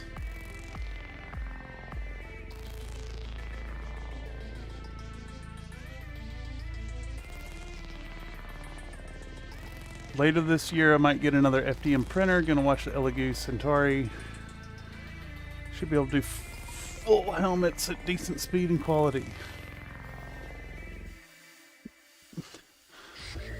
Oh yeah, I was talking about this. So, I went in looking for like a good set of gouache. This is fine for 20 bucks, but you get what you pay for. They are cheap crap. If you want to paint like a student level practice picture, they're great for it. But if you want to get any kind of quality out of them, Hobby Lobby just did not have a selection at all. It's more like the Temu of art supplies. So I have seen recently that they have like a decent selection of actual on-brand stuff, which is way better, I think, than trying to buy their like store brand crap.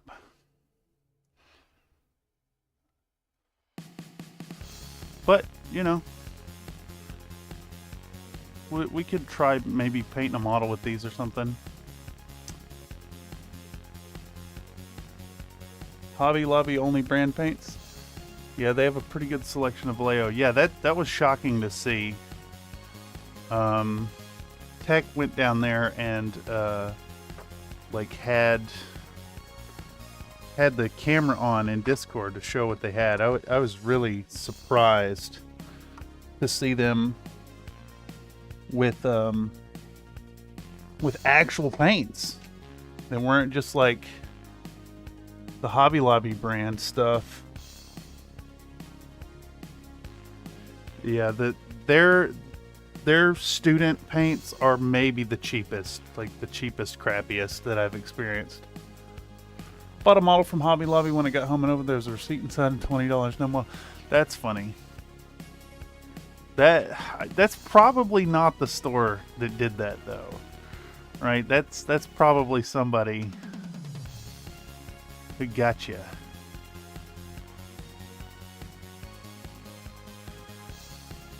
I'm pretty sure they had like Gundam kits and a bunch of Revell. Like, it actually seemed like a pretty good spot to get those things.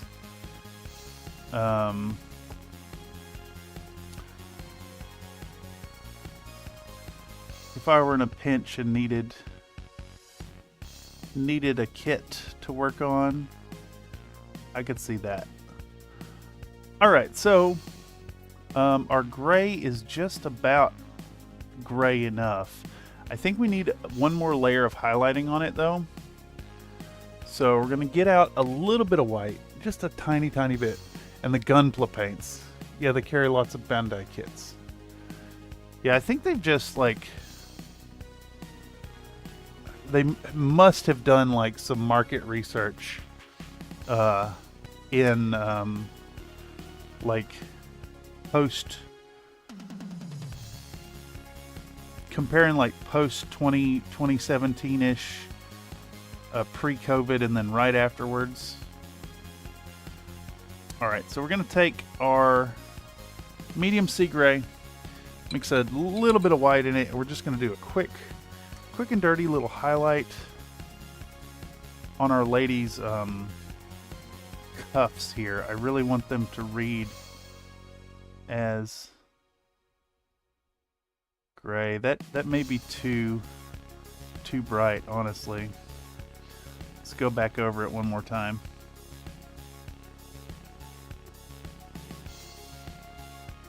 Yeah, that was too bright. Let's fix that up. So we're going to hit it, and we're going to trace the edge. We'll trace the back edge, but not all the way down. We're going to come across it with some scratchy highlight marks. We're going to do one more pass of that color right here.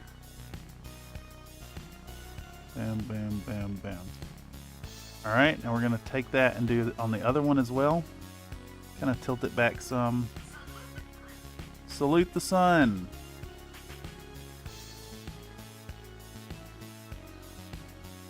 Alright, I screwed that up a little bit, but that's fine. That's where our highlight's going anyways. So we'll do our highlight across that. And now we'll take our brighter color. And we'll do the same deal. But we'll minimize it some. And then we'll come across this one, do the same damn thing. That edge. This edge, and then zam. Okay? Now we're going to take a little dollop of white. We're going to make it even brighter, and we're going to be really careful this time. And we're just going to put a highlight in the middle of the highlight of the middle of the highlight, right? Yeah, right across that edge. And then in the middle of that, and on the back end. Same here. A little bit there, a little bit there, a little bit in the middle. All right, now we got these gray cuffs with a little bit of life and a little bit of like forced highlight on them. Creates that volume, you know. Okay. See if him need to have a redeem for drinking water so you can stay moist. Yes, you're probably right. Drink paint water. I only drink paint water for money.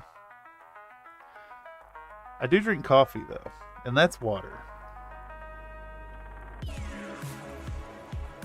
Are you expressing concern for the fact that it has been 4 hours and I haven't drank any water? Okay. What's our next color? What's something we could do in like an hour worth of time before we dip over to the digs? I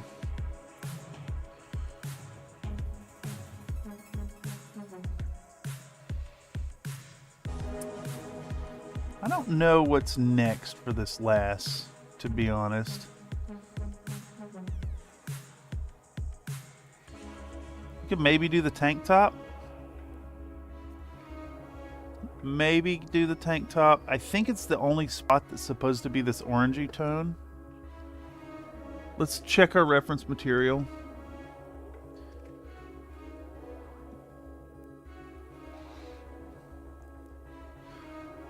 Bam, bam, bam. Do, do, do. Damn, $12.50 on sale. I just distracted myself. What am I looking for? I'm looking for chrome. And then we pull this up. Okay. So, I guess her hair. Oh my god, the salute the sun. The tank top and her hair and like all the little buckles are kind of the same palette. And I was wrong about the makeup. Look, she's got makeup on.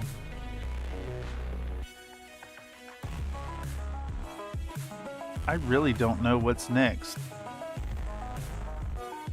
You know, we could do the scales. We could do the scales, but I'm a little worried that like we need to do the jacket first. I really don't know what is the best choice here that only has an hour's worth of work in it. Maybe the slingshot itself would be a good one. Let's try that. You know what? No. I'll tell you what we're going to do. I'll tell you exactly what we're going to do. I'm going to reset the stream because chat is not working. And I think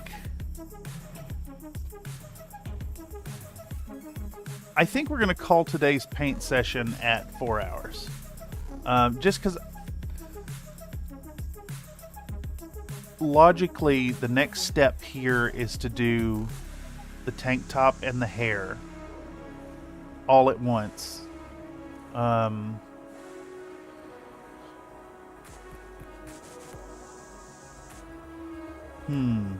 talking about What the thug. could we do T is for here? terrible, H is for hell, U is for ugly, and G is for jail, cause a thug king fell. We could do the choker. That's what we'll do. Let's get a little more paint done. We'll do the choker. And we'll start with uniform green. Yeah, we'll start with uniform green, and then we'll work it into moot green, and maybe a touch of yellow ochre. But you do work out. I do work out. You got distracted by the squirrels? No. Bye, everyone. She can go on forever.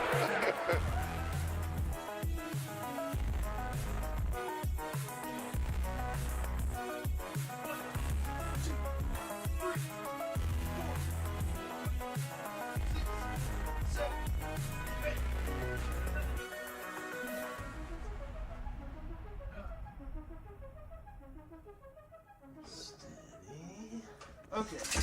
Oh, jeez. Oh, jeez. Okay.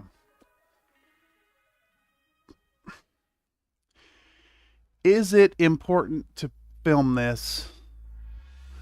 I'm going to say no.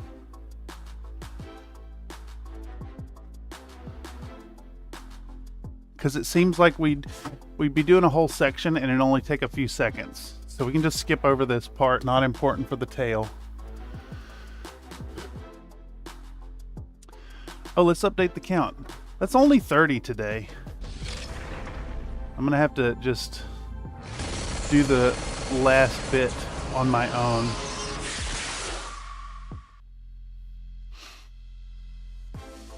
Yeah. So we're gonna start with some uniform green. Start with some uniform green. And we're gonna get stuck in here. You know, honestly, that's not dark enough. I think we're gonna use this refractive green. Oh, goodness. That is not mixed. Let's get our Oni Lab. How long would it take you to paint a Mad Cat and Vulture like the MechWarrior 3 intro? I kind of want to steel copy it, but don't want to derail all your stuff.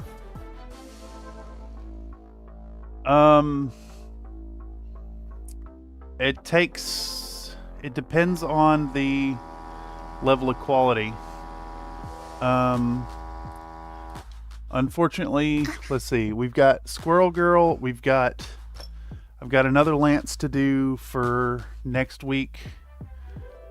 I've got 3 subscriber lances to do. It's not in the cards to paint it on stream or in video anytime soon, unfortunately. I really got to stop taking on so many projects at this point. Either that, or I really just got to step up and start painting 10 hours a day.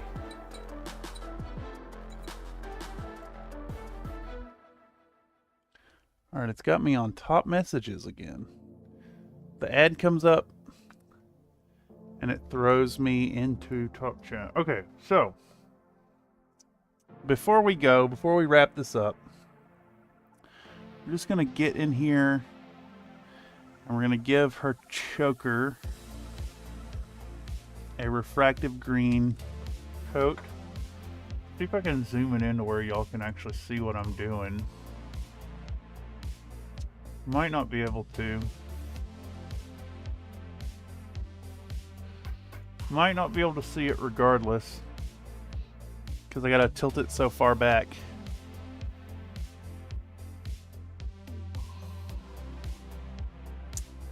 Yeah, this is an interesting point. I was talking with you. Plan for the 100mm image, just start exactly paint. Oh yeah, I see what you're saying. Mr. Grizzly, this is we were talking about camera angles.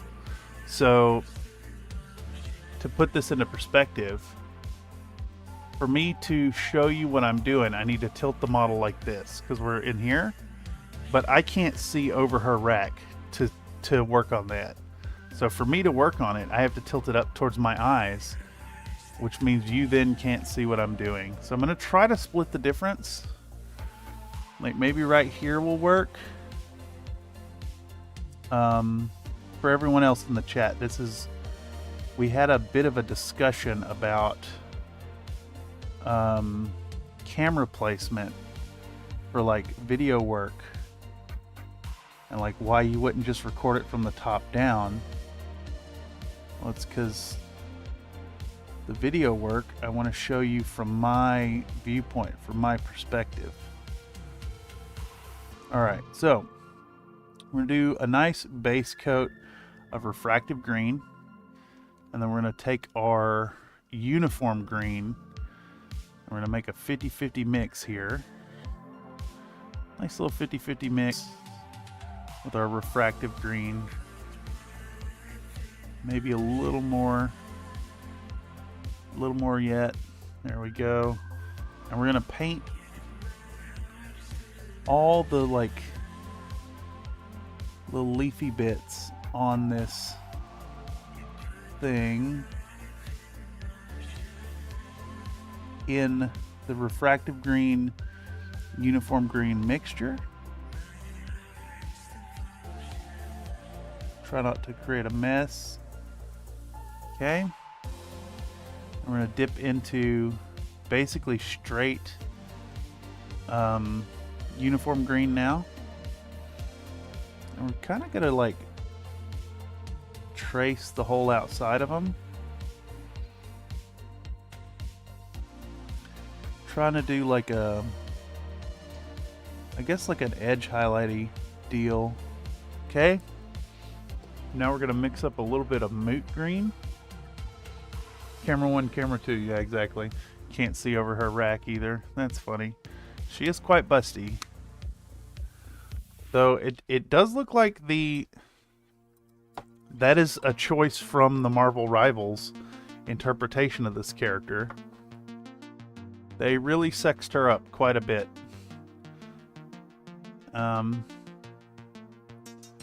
Not that I'm not okay with that. Obviously, I'm painting pinups here. It's an interesting direction for the character.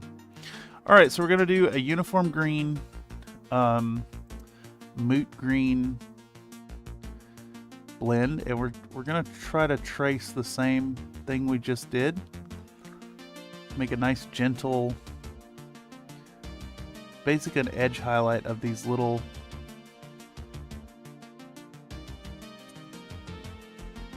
they're quasi leaves. I think that's what it's like supposed to be, like stylized leaves. All right, we're gonna go back into them one more time with moot green. We're gonna try to concentrate it to the top and the bottom.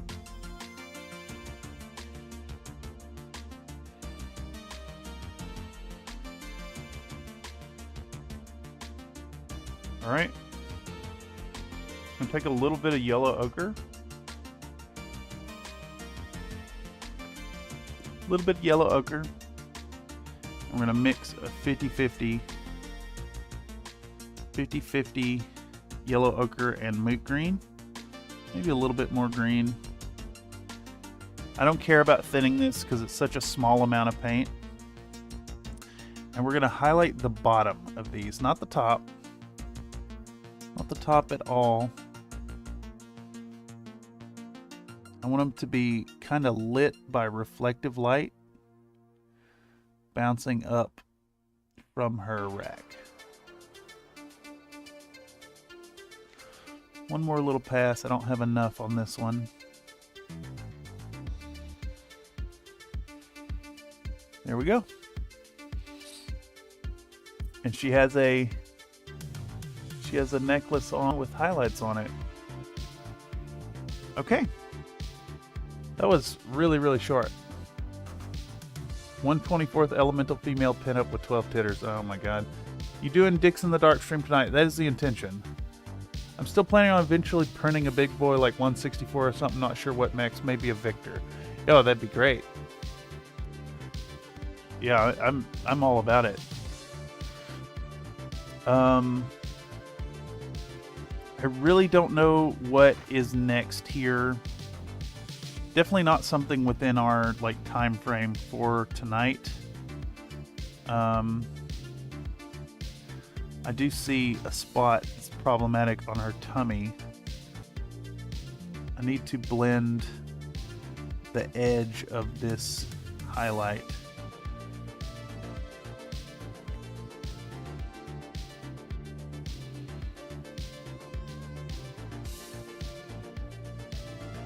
She just looks like she's got a perfect little ring around her belly button. Oh, you know what? We never did fix that little patch. Let's clean that up real quick before my flesh color dries out.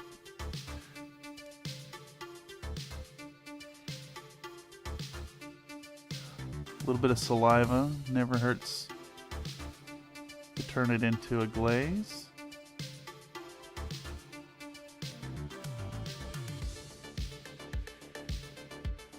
All right, let's work in some pinky highlight color right over top of it. And we'll push this as we're cleaning up the patch. We'll push the highlight out from the patch to just unify all of it.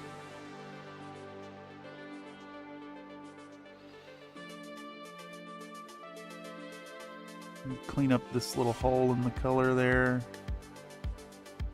Yeah.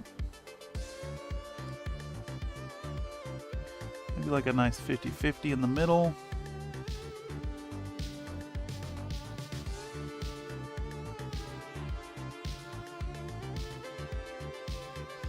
All right. Last pass here, right over top. All nice and cleaned up now. All right, just coming right along. Y'all can kind of see the highlighted details here. This is actually a little less pronounced in person. I see a spot that needs to be blended right here. I'm gonna fix that real quick. All right, so that's our progress for today. I think I'm going to be back Friday at the regular paint stream time. I don't think I can reasonably hit the next step in under an hour, whatever we work on. So we're going to call it there.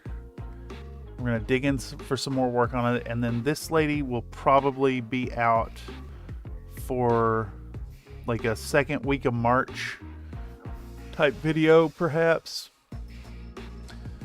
We're gonna do Runa, then Yinlo Wang, then this gal. I still will have the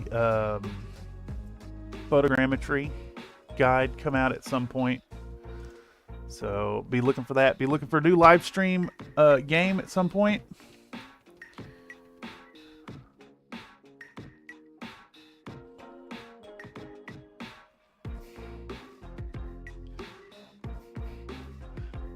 got a Call of Duty ad. 1 minute it was chill, PS-centing stuff, and then the ad pops out like I have small PP. Yeah.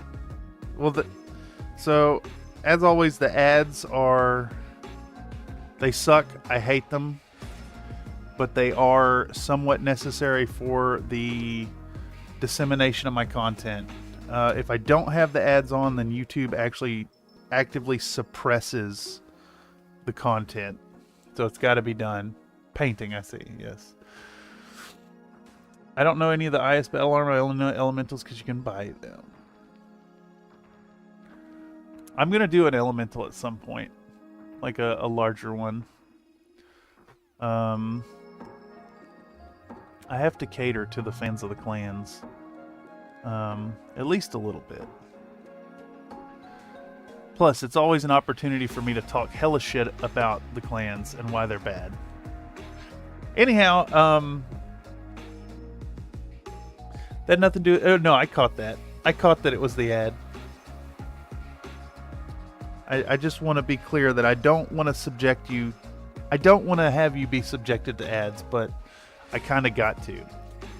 In any case, I want to give a big hearty thanks to y'all coming through and keeping me company while I paint. Today has been... I'm not in good headspace.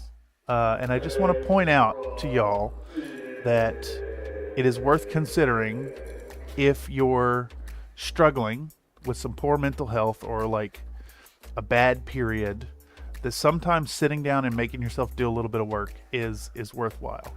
And at least take your mind off stuff while you get productivity done.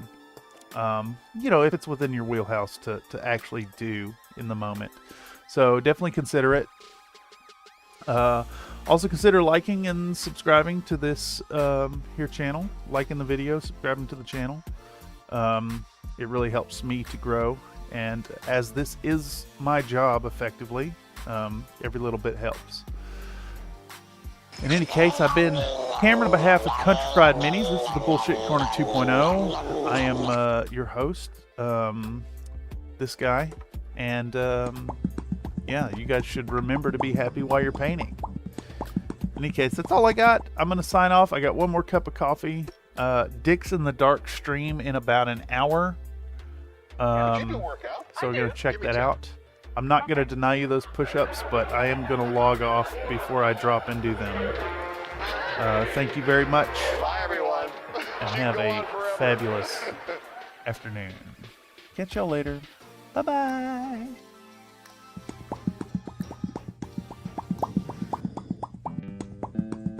One for the road. You got it. 10 more coming right up.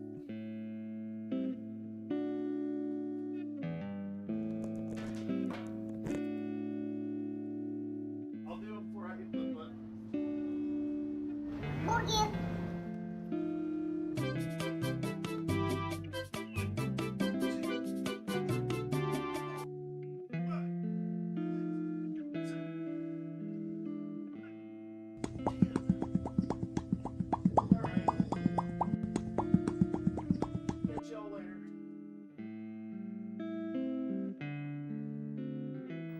The number one and the best is the Antichrist. But not God! Not God! Because the Antichrist, it's me!